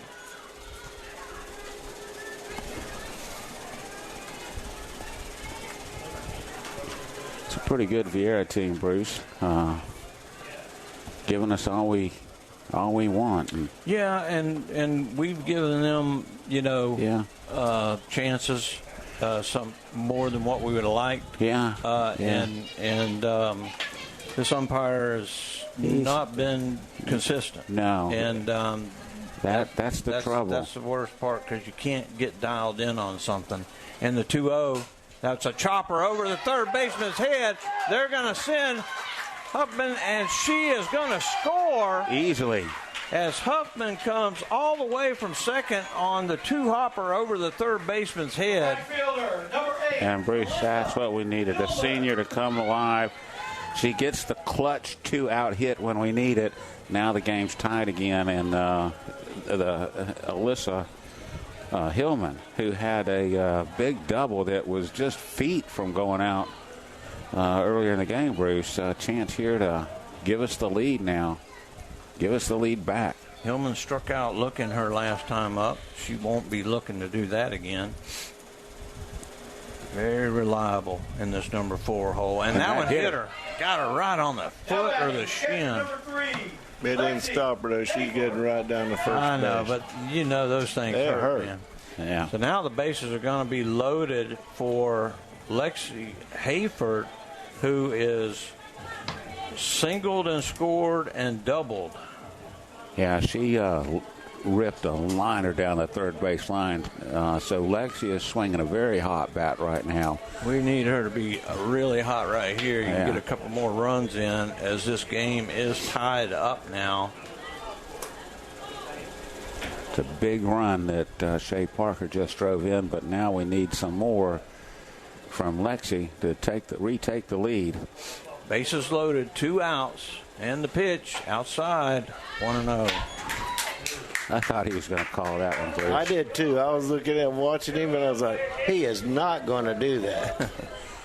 Now, if this gal comes inside, she looks like she's maybe trying to stay away from Lexi. She comes inside, and Lexi may take her again, and now we've got another trip to the circle by the coach. They haven't tried to pitch inside really all night. She's been working trying to work the outside corners on both batters. So you try to talk about that in the dugout, and you try to get used to it. You've seen it once already, and if she's going to work you outside, go with it. Yeah. With it 1-0, bases full of bugs. You got Johnson is at third. Parker is at second. And Horsley is at Hillman's at first. Hayford at the plate. And now they break up the huddle on the mound. Come on, Lexi. 2 outs in the inning, 1-0 count. Hero time, Lexi, right here. Huge gap in left center. Yeah. Now they cheat over. That was in there. Yeah, that was a good pitch. 1 ball, 1 strike, 2 outs. Bruce, if she could get something down the right field line, she'd run forever. It is wide open. You could get 2 more runs easy, maybe 3. Yeah. And the pitch, change up, stays up. Yeah, that stayed upstairs. That was a great eye by Alexi, Bruce, because it just looked so inviting. She'd have popped it straight up. Yeah. Same way Knowlton did. Yeah. So it's a 2-1 count with 2 outs. They're cheating over towards left field, and the pitch, and that ball tapped foul down the third base line. Out in front of that one a little bit. Yeah, trying to pull everything. She's pretty much a dead pull hitter for such a tiny little thing. She is. But, boy, does she have a pop with it. Oh, my goodness. It's that bat head speed. Yeah. And has a cannon for an arm, Bruce, as tiny as she is. 1 ball, 2 strikes, 2 outs, bases loaded, 1 run in, change up, and she's going to hit that. It's going to be shallow left coming in and making the catch in foul territory is the left fielder, so that the Hawks are able to get out of it, and it goes to fly ball to left for the 3rd out. The Jackets do get a run on 2 hits and leave 3 after 4 innings. We're tied at 7. You're listening to the 2025 FHSAA Regional Quarterfinal here on WBF. I'm Taft Long, Finance Manager here at Thunder Chrysler Dodge Jeep Ram in Bartow. Let's not forget our transparent and fair pricing for all and never pay reconditioning fees or mystery dealer add-ons. Come in or call us today. Thunder Chrysler Dodge Jeep Ram. Looking to improve your home's curb appeal? Call Evolve Contracting today at 863-537-7537 for all your lawn, landscaping, irrigation, pavers, and tree work needs. You can also visit us at evolveyourlawn.com.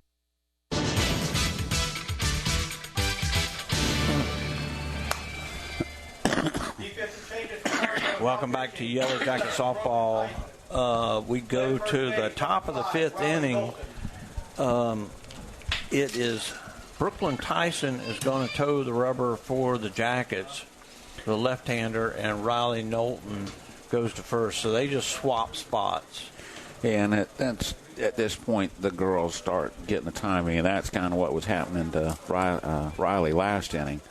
They were able to catch on to her and catch up to her, and even though had a lot of calls not go our way, they were making contact. So that that probably leads to the change. It's not that she was doing that bad. I think it's a great idea. I mean, Knowlton did nothing wrong. But you got to do a little change of pace. Now the ball's going to be coming from the left side, which is a totally different spin. It's a different look. And Tyson has a pretty good pop on the ball, too. So the first batter will be Snyder, and she swings and misses at the first pitch. Yeah, it throws the umpire off, too. Yeah, that's true. He didn't need any help. Yeah, he doesn't need any help. Snyder, she has popped out to first. There's a strike. And she was reached on an error and scored on part of that. Scored. Yeah. So 0-2 count. And the pitch. Pop foul out of play.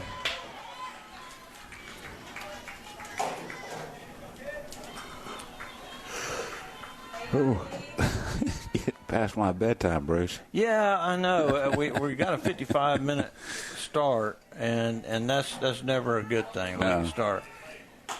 Oh, that looked good. Oh, that was a perfect pitch, right on the outside corner.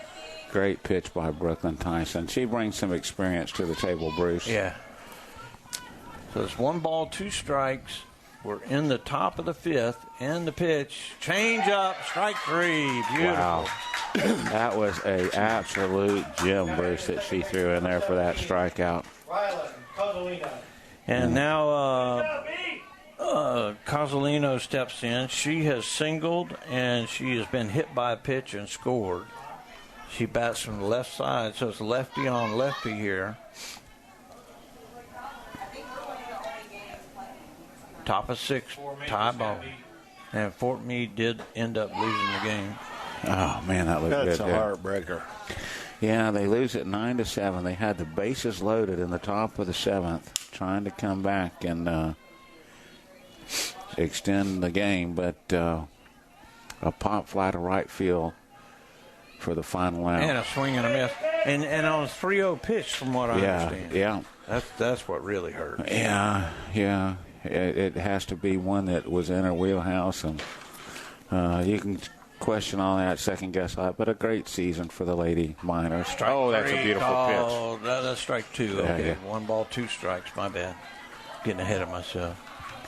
Yeah. No, it's not how they wanted to end the season, but got to congratulate them on and Fort Meade season. is building a pretty good program down there, too. We got a swing and a miss, strike. Oh, they're going to foul tip. Okay. They've been getting better and better every year. Yeah. Remember years ago, Christy Green went down there and tried to start a program, had a little bit of success, but couldn't hold it together. You couldn't keep people down there. Yeah. And the 1-2 pitch, fouled back, out of play. 1 out in the inning. We're in the 5th. Man, this game seems like forever now. It does seem like it's taking forever now. It needed to stay the way it was going. Yeah. And the pitch called strike 3, so back-to-back strikeouts for Tyson. And now Burwell, and it looks like the pitcher's the girl that was started off, Capitos. Capitos. The pitcher, she was the pitcher. I guess now she's playing out in the field, and she's going to bat. Because the girl that was batting, Burwell, struck out twice. So might as well go with something else here. And she swings and misses at the first pitch. 2 outs in the inning, 2 strikeouts for Tyson. And the pitch. Oh, it's another great pitch. 0-2 quickly.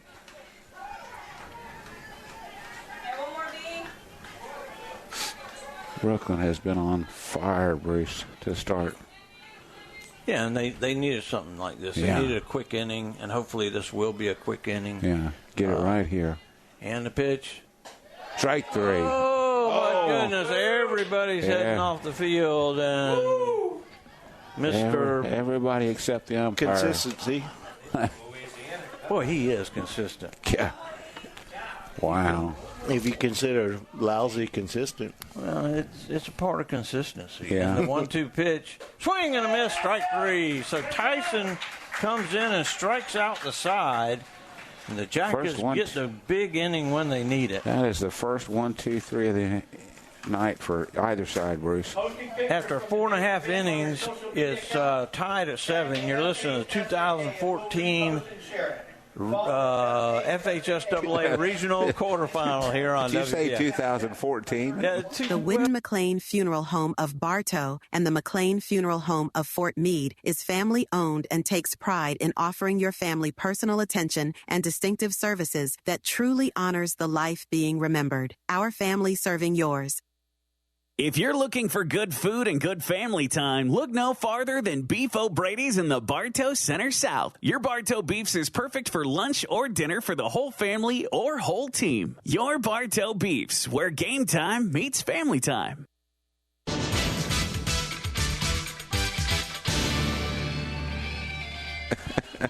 Welcome back to the 1935 Regional Quarterfinal here on WBF. Bruce Edmond alongside. I don't know if I heard you wrong. I may have just heard 2014 for some reason. David I don't know. Thornburg, Andy Edmond. We got Wiley up here, and Nate on the PA. Bailey Horsley will be the batter for the Jackets as we go to the bottom of the 5th inning in a tie ball game. Bailey is singled and grounded out to third. Scored back in the 2nd inning. They've got Need her to get it started right here. Yeah, we do. And that ball low and inside. Ooh, I have no idea why you're pulling everybody over to the left side and that you're still trying to throw away. Yeah. You're trying to pitch away. It makes no sense whatsoever. There's a gap. Right center is just wide open. I don't understand it, but then that's You get why a I'm not coaching. Yeah. And the pitch. You get it past that second baseman, and you're looking at a stand-up double. Yeah. Easy. Pay attention. Maybe they heard me. So it's a 2-0 count to Horsley. Jackets tied it up in the fourth. We're in the bottom of the fifth. And what is a marathon game? Yeah. And there's decent pitch. That was pretty good. Right. 2-1. 2-1. I know this Tom. He's like, man, I picked a bad day to stop sniffing glue. He picked the worst night to take over for Jeff. What was that movie, Airplane? Yeah. Back out there. And that ball's hit hard to the shortstop, and she handcuffs. It's going to be a low throw and a nice pick by the first baseman. Barry with a good pick. Yeah, it's a rush throw. Goes 6-3 on the putout. Horsley hit that where it really handcuffed her. Yeah, got it right on the button. Now Tyson. Shelby Radford is going to be hit. Shelby Radford will come in and hit for Tyson. Bartow, number 20, Shelby Radford. Tyson had a single and a strikeout. Rutenbar going to do a little change of pace here. Let his pitcher rest. You know, back in the old days, Rutenbar never let a pitcher hit. Yeah. And then it all changed. There's a ball upstairs, 1-0. I was hoping he saw that.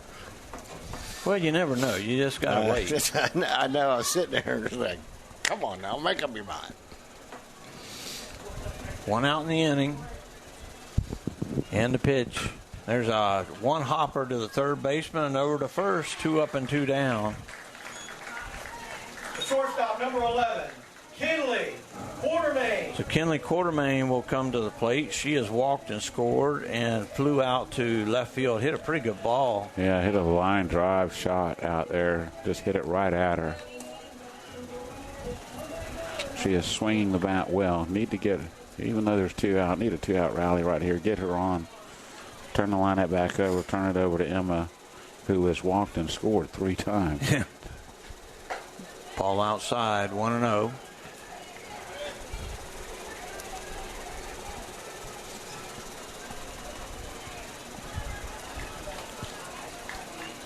Quartermain was not benched, but they did start hitting for her, and that kind of woke her up. And, boy, when she got her chance again, she is not giving it back up again. No, she's making good contact.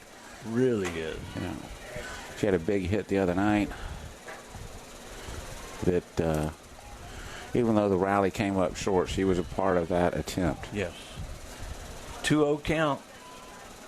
2 outs in the inning. That ball way upstairs, 3-0. So Quartermain will be taking all the way right here.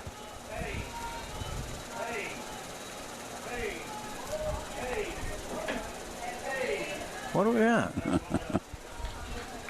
Somebody outside just repeating himself. He's a repeater. And the 3-0. There's a good pitch. Strike 1. 3 balls and a strike. 7-7 ball game. We're in the bottom of the 5th inning. And what has been a humdinger as the Jackets opened it up big, and Viera closed it right back up. Then we came back and tied it. And there's a hard hit ball to the third baseman, and she will come up and glove it. 5-3. So 3 ground balls by the Yellow Jackets. They go in order for the first time in this game.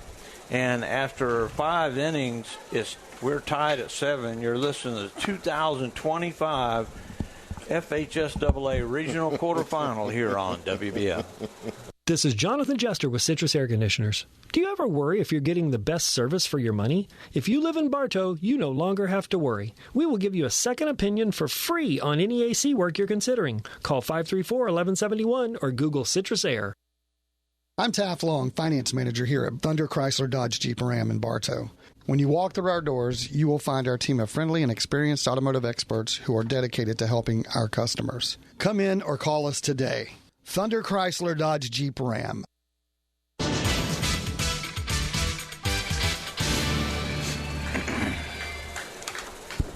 Welcome back to Yellow Jacket Softball on WBF. We go to the top of the sixth inning.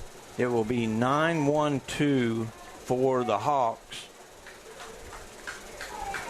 Leading off the top of the sixth for Viera, number 2, shortstop, Brooke Samuels. Samuels has played some pretty good defense tonight, but she has struck out looking and struck out swinging. Tyson struck out the side her first inning. And the pitch. Oh, man, that was a good pitch. No. Just far for the course. Outside, I guess. That's the only thing I can figure. Ball one. And the pitch. Low and outside that time. 2-0 count.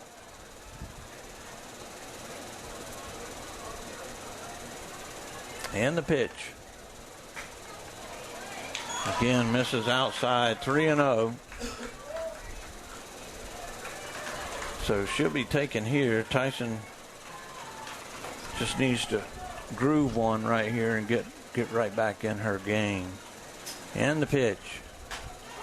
Strike one. Ooh. Yeah. Fooled her. That one, listen, we don't always agree with him whether it's for us or them, and I kind of agreed with her. That one looked a little up, but he rings her up. And the 3-1. Ball 4. And she gets it on the next one. Now batting the center fielder, number 11. So a one-out runner. Ryder. And now go back to Ryder, who has been all over the place. She lined out to the pitcher her first time up. She doubled and scored in the third. She singled and scored in the fourth. And we're now in the sixth. And the pitch. Beautiful. Right down the pipe. Just heard Nate announce that if we can pull this one out, the winner of this game will face the winner of Durant. There's a ground ball hit the quarter main. She'll go to Johnson for one. Over to first. Not in time. Got the lead runner, though. So it'll go fielder's choice. They'll get the runner 6-4 Pitcher number 3, Riley McAllister. for the first out. And it'll be a fielder's choice for Ryder. And Mikowski steps in. Mikowski has, she just picked Quartermain and Parker apart. Just working that left side. Yeah. And she squares the bunt, and that was foul. Shea grabs it. Shea was crashing that time, looking for it.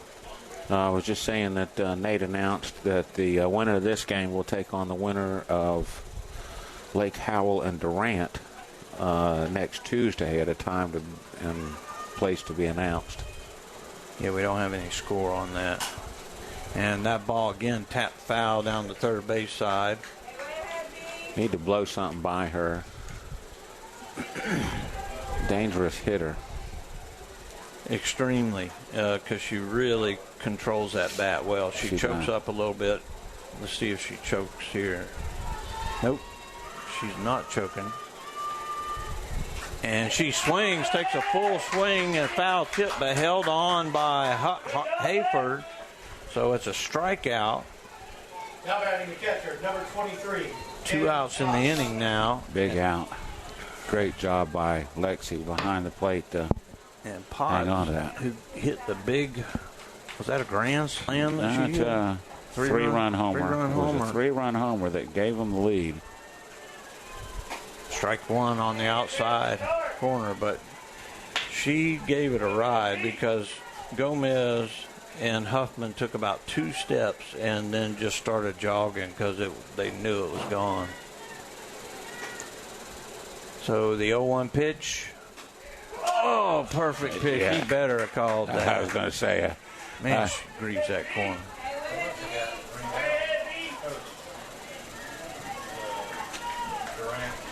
So Tyson comes back to the rubber. 0-2 count. Runner at first. 2 outs and the pitch. That ball's hit hard to Quartermain. She'll go to first in time. Could have stepped on the bag, but we'll take it any way we can get it right now. So Viera gets a runner and leaves one after 5.5 innings. We're tied at 7. You're listening to the 2025 FHS AA Regional Quarterfinal here on WBF. The Ewing, Blackwelder, and Deuce Insurance Agency has been serving Central Florida since 1984. They all work and live in your neighborhood and take pride in our history. Offices in Bartow, there when you need them, representing only the most reliable companies in the industry. For over 50 years, Keith Spray Service has been serving Polk County with specialized treatment of delicate ornamentals, including rose bushes. Want to learn more about the treatments of ornamentals as well as expert lawn care? Call Keith Spray Service.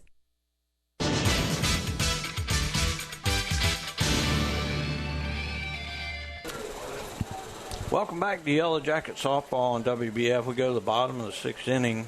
It will be back to the top of the lineup. Apparently, the Mulberry boys won baseball. Yeah, they advanced. Wiley said he's. Wonder if Lucas's son still plays on Mulberry. Lucas Thompson's son. He was a pretty good ball player last year. So, don't know what we're waiting on right now. Yeah, everybody's just standing around. Nobody's doing anything. Waiting on the catcher. Okay. My bad. So the catcher now comes out. They'll let her throw one pitch, and she'll throw it down to second. If she'll do it. The pitcher just noticed that she got here. Yeah. And she throws it wild. Okay. Maybe it's going to be one of those kind of innings. Yeah. And now it goes into center field. Well, sometimes that can be a precursor of what can happen, but Emma Huffman has walked 3 times and scored 3 times. Well, let's make it 4. I agree. Well, let's get her on. When she gets on, things happen. She just creates things, She tied it up in the 7th, or in the 4th. She tied us up at 7. She got some stolen bases tonight, too, didn't she? Yeah. At least 3 that I know of. 3 or 4. And the first pitch, way upstairs, ball 1.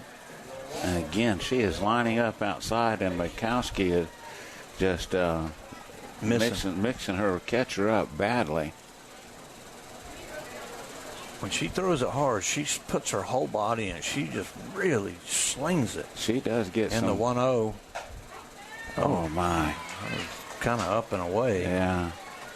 1 ball, 1 strike.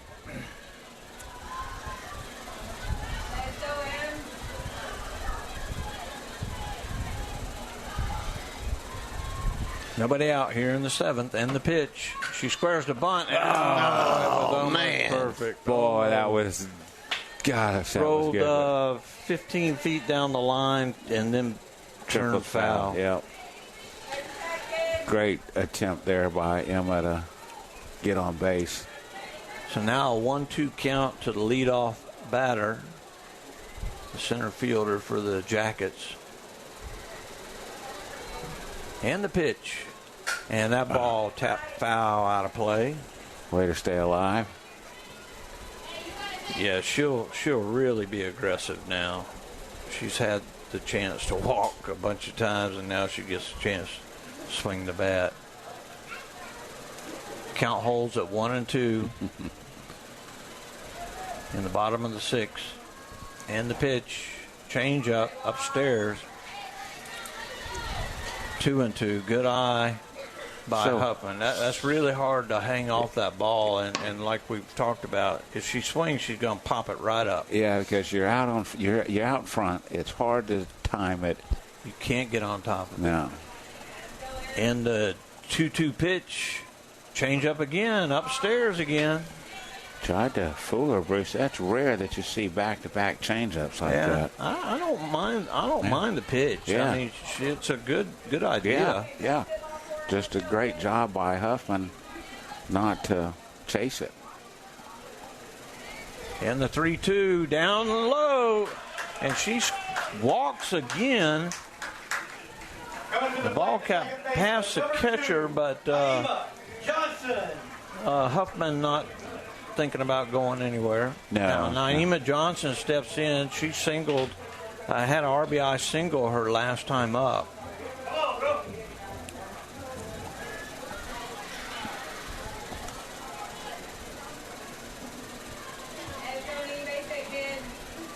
And the pitch upstairs, and the snap throw back to first and back in time. Good idea. Good arm on Potts behind the plate, Bruce. She has thrown the ball really well. The one time that she may have really had a chance at Huffman, there was just nobody there to receive the ball. Exactly. 1-0 count to Johnson. Upstairs again. 2-0. You got to think. I mean, this has got to be a perfect pitch for her to go after. I would. You got to be looking belt high inside. It's your pitch, and you turn on it. Yeah. Other than that, let it go. Make it.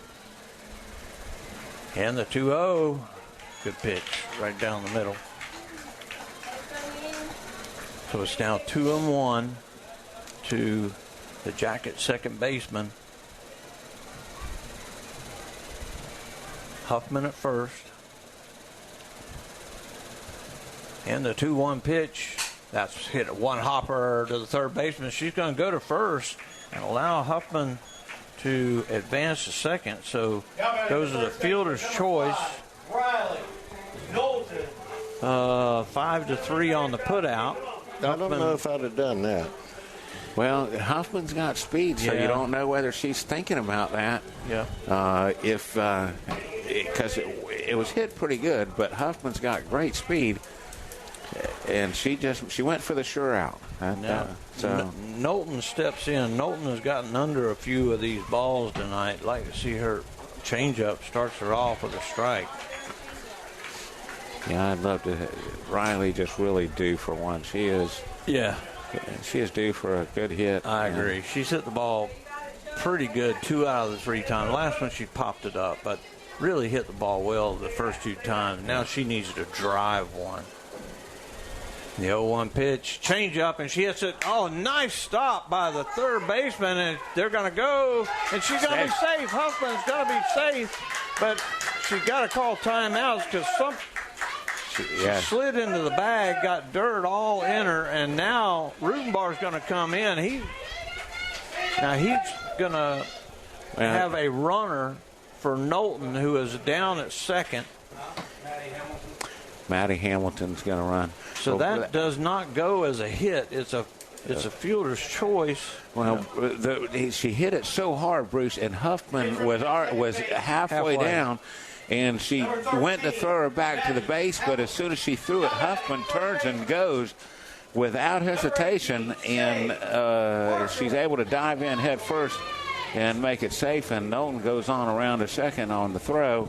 I think she probably got a little strawberry on her elbow as she dove in to the base. And now Shea Parker got a runner for Knowlton. Now two runners in scoring position with run out. Bruce really needs something right here from the senior. Speed, a lot of speed. If Shea can put something somewhere. And the senior came up with a big hit last inning. Let's see if she can do it again. Drove in a run last inning to tie the ball game up. Now looking for the lead. You really got to play defense behind the plate with Huffman at third base. And the pitch, change up upstairs. She's thrown that, 4 in a row now? Yeah, she's thrown that quite a bit. I don't know.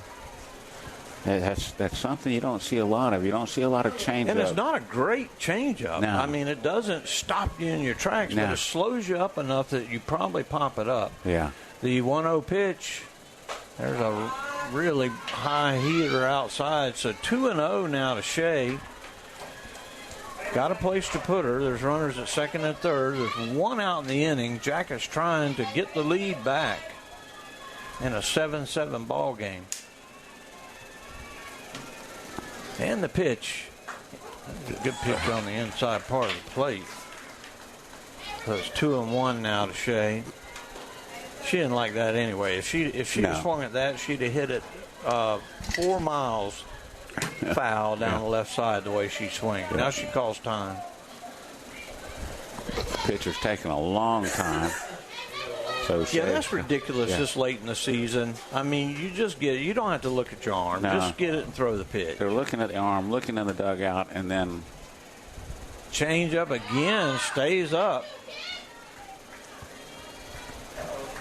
So it's a 3-1 count to the senior third baseman for the Jackets. They've got a place to put her. Runners at second and third, one out, and the pitch. Down low, ball 4. So now the bases are loaded, and it's going to be Alyssa Hillman. Alyssa Hillman. Just one out in the inning, Bruce. And Hillman has doubled, scored, struck out, and was hit by a pitch back in the 4th inning. Got the bases loaded. One out. Number 5 hitter is usually a power hitter, Bruce. You know, and that's what she's doing. And she hits that off the fifth. That's going to get down. A base hit. One run score. And here comes the pinch runner in. That's Madison. Shaw. Who's this pinch runner again? Hamilton. Maddie Hamilton. So Hamilton scored. And now it is a 9-7 game as Hillman gets a single just right off the hands. Parker comes all the way to third. And that is the second and third RBI for Hillman tonight. Well, Bruce, they have been cheating to the left so much. That pitch comes inside, gets her, and she fights it off the fist. And she's strong enough to get it over the first baseman's head, and it is in no man's land over there. And it took forever for somebody to get to it, and just a great job by Bailey. We are FM 102.9, 97.1, and AM 1130. WWBF Bartow. There's a fly ball, and that's going to be a sacrifice fly. I hope we're still on the air. We were. Dad was just, it's the top of the hour. We had to do legal ID to let everybody know who we're listening to. So that's an RBI for Hayford, and it is now a 10-7 ball game. You know, that could take the wind right out of the sails. Absolutely. Well, now the big. batter is Horsley. She is singled and scored. And there's a base hit for Horsley. She takes the first pitch and hits it right between third and second. Got runners at first and second. So Hayford 2 for 4 on the night. And now we're going to have another trip to the mound, and looks like another pitching change, Bruce. Yeah, they may go back with the starter. I don't know how deep they go pitching-wise, but this is her first trip tonight. But she's checking them. Now she's looking at, like, the clay, like there's something wrong with the clay. There's nothing wrong with the clay. Is there 2 outs? Yeah. Okay. Yeah. I did too. Yeah, I think so. I think she's probably just trying to settle down her team right now. And that could be because, you know, when you have past my bedtime. Well, I know one thing. Who's in charge of our lights on the scoreboard? Because we've got some missing out there. We're going to have to. Well, that would be Rutenbar. And if you want to talk to him about lights. I'm not going to talk to Rutenbar about lights. Go right ahead. Back in the day, I knew I would talk to Wayne Olinger about it and say, Wayne, you got, light bulbs missing out there. Can you get that fixed, It's a 10-7 ball game. Runners at first and second. They break it up. And let's see, Jeff, ace producer Jeff says Durant and Lake Howell was postponed. They're going to play at 4:30 tomorrow. So the winner of that game will face the winner of this game. And the batter is Brooklyn Tyson. She takes. Wow. Are you serious? That was a called strike. It looked like it was a foot outside. Well, she's doing that again. She's. They might have to take the microphone away from Nate, too, Yeah. you know? Watch the They might have to catcher. give it to Andy. Oh, no. Andy 0-1 upstairs, 1-1. I don't know if they want to do that. I don't know if they want to give it to Andy. Give it to Andy. No, Wiley's talking to him, letting him know what he's doing. They took it away from Wiley. Yeah. No, he can still hear him. Yes, he can. It's just not going over the PA. See how far she's 1-1, low and away, 2-1. Got runners at first and second. Got 3 big runs in this inning to take a 10-7 lead with 2 outs, trying to add to it. Yeah, got good speed on the bases, and fouls that one away. You come in here wanting revenge, and then you get ahead, and then you get behind again, and that's hard, especially this late in the game. They've got one attempt to come back here in the top of the 7th. That's why you want to add as many as you can. Yeah, you don't want to. Exactly. This is a pesky little Viera team that is just. They're not going to go away quietly. No, they put 6 runs on the board. Yeah. In an inning. And that ball up and away, so it's a full count now to Brooklyn Tyson. Runners will be going with 2 outs in the inning. Kenley Quartermain on deck if Tyson can get on board. 3 balls, 2 strikes, 2 outs, and fouls it back. That was a great swing, Bruce, to stay alive. She just missed it, but a great cut by Brooklyn. Straighten that one out, girl. Tyson can help herself right here. Get Hillman in if she can gap something. And that one fouled out of play. She is just missing it, Bruce. Love the pink hat. The pink helmet that Brooklyn's wearing. That's pink? Yeah, it looks pink to me. Maybe it's not. I'm colorblind. Maybe I shouldn't. I don't think it's pink. I think it's white and got some. There's a pink ribbon on there. Okay. Maybe that's what it is. Change up, fouled out of play right over the dugout. Just over the dugout.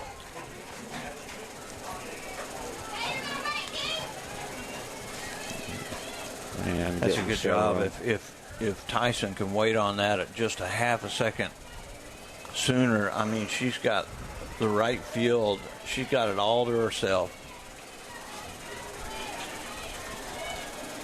3 balls, 2 strikes, 2 outs. And the pitch. And that ball is a base hit into left field. They're going to bring Hillman, and there's going to be a play. They're going to cut it off. She's going to be safe. And Horsley's going to get in a rundown. And now Horsley will be tagged out. But the Jackets get the run. The run will count. And it's an RBI single for Tyson. And then it goes, 7 to 5 to 4. Actually, it got 5. cut. Yeah. 7, 5, 4, 5. 3 outs. But the Jackets get 4 runs on 3 hits. There were no errors. How many? And 1 left. And nobody left on. Well, I guess one left on. Tyson was left on. So after 6 innings, it's Bartow 11, Viera 7. You're listening to 2025 FHSAA Regional Quarterfinal here on WBF. You'll always get great prices at Budget You Pull of the Bartow. Here's Craig. We have starters for $20, alternators for $20, AC compressors for $31. Every door is $55, and motors are $200. Budget You Pull it, Highway 60 East. Are you searching for your next partner in real estate? 360 Prospective Partners proudly serves Polk County and is here to help. Contact me, Denise Bodie, at 863-378-5323 or check us out on Facebook to get started today. That's 360 Prospective Partners.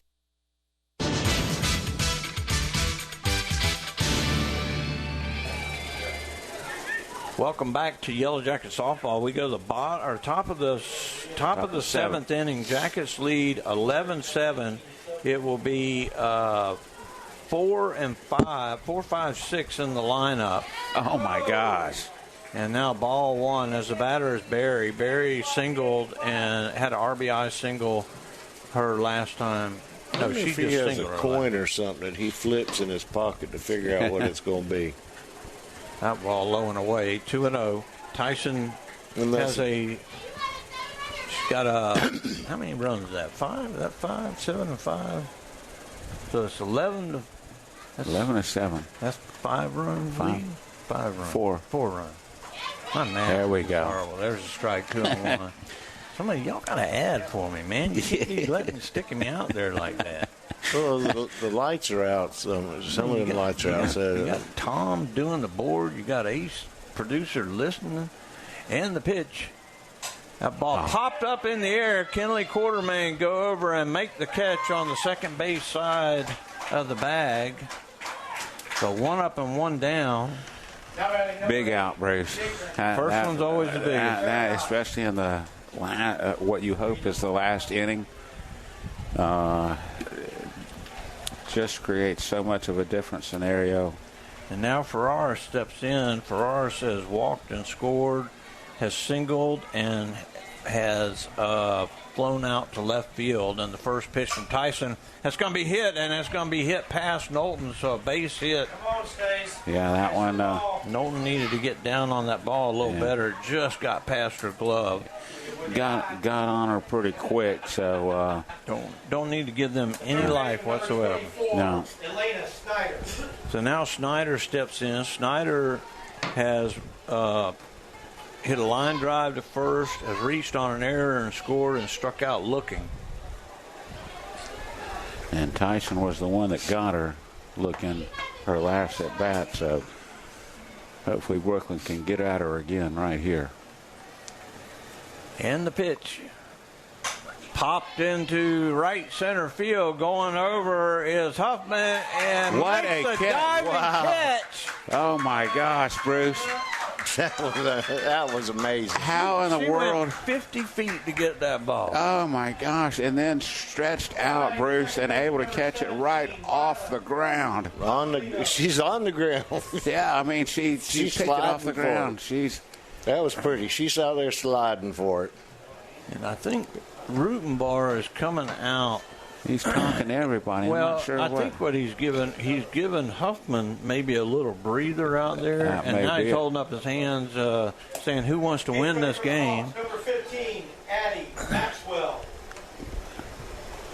So now with 2 outs in the inning, we've got a pinch runner at first, and the batter is going to be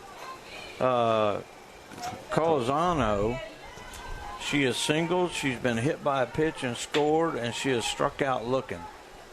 2 outs in the inning, and that ball hit hard, foul down the left side.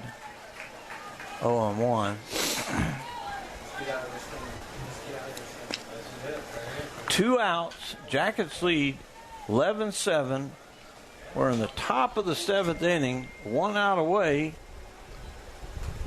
Runner on first. And the pitch. Perfect pitch right down the pipe. So Tyson ahead, 0-2 in the count.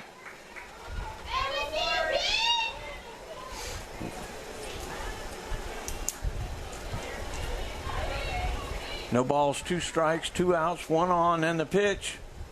That ball is a base hit into left field. Gomez picks it up, fires it into Quartermain. Just when you think you might have them, Bruce, they keep fighting. Exactly. That's why you never say never. Never say never.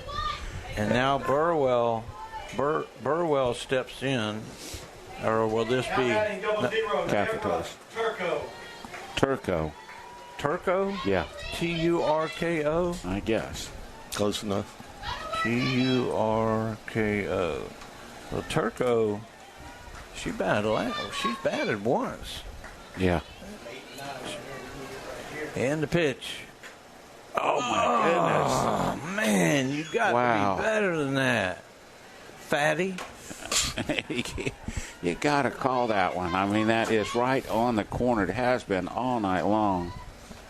Been straining not to say that, Tom. And that ball is a little nubber. Johnson over to first in time, and the Jackets will win the ball game. In the inning, no runs, 2 hits, and 2 left. We will take a 60-second break and come back and wrap this up. The Yellow Jackets have just won the 2025 Regional Quarterfinal here on WBF.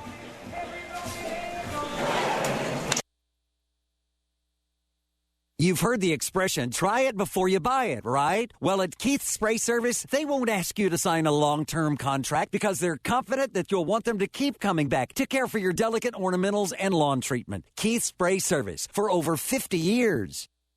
Are you crazy for customer service? So are we. Here at Spatulars, we realize that our complete customer satisfaction is essential to our success. With our friendly and knowledgeable staff, you'll feel right at home as soon as you walk through the door. This is more than just a job. It's our love and passion. Come see us. Emily at Spatulars.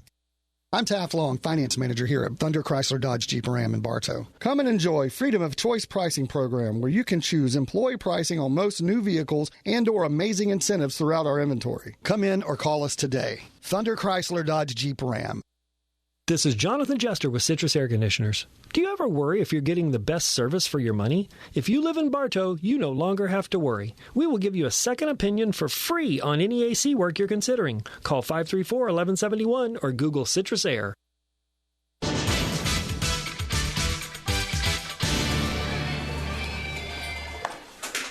Welcome back to Yellow Jacket Softball. The Lady Jackets have just defeated the Viera Hawks 11-7. Line score for the Jackets: they get 11 runs on 11 hits, there were no errors, and 6 Jackets left on base.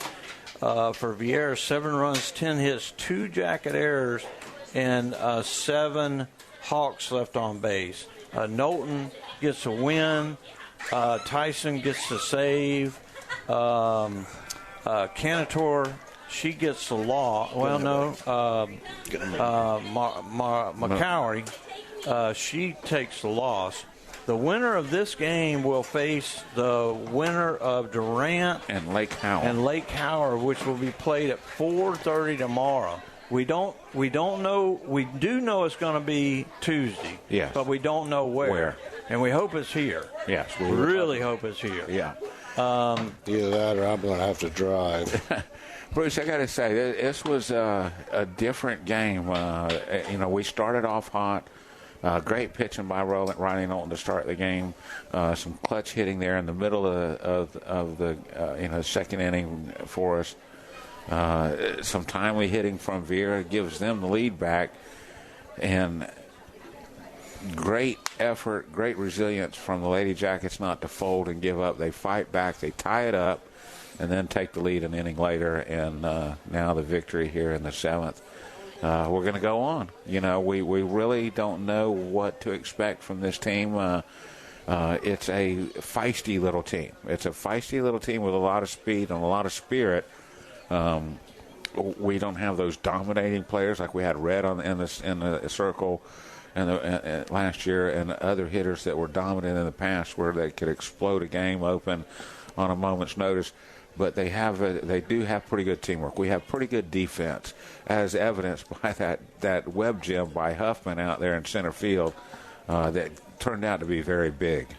It was an incredible game, a way to fight back. And Andy, your thoughts before we kick this back to Tom? Yeah, he's ready. I'm sure he's ready to go. I got to echo David, but both of these teams got a lot of heart, and neither one of them wanted to give up. No. And up until the top of the 7th inning, they were still trying to go at it. I mean, but they did not get their revenge. No. Well, congratulations to a scrappy Viera team, but the Lady Jackets are moving on. They will play next Tuesday. I'm sure 7 o'clock game time. We don't know where. Check with Jeff back at the station. He'll know. It'll be on Saturday that they know. But for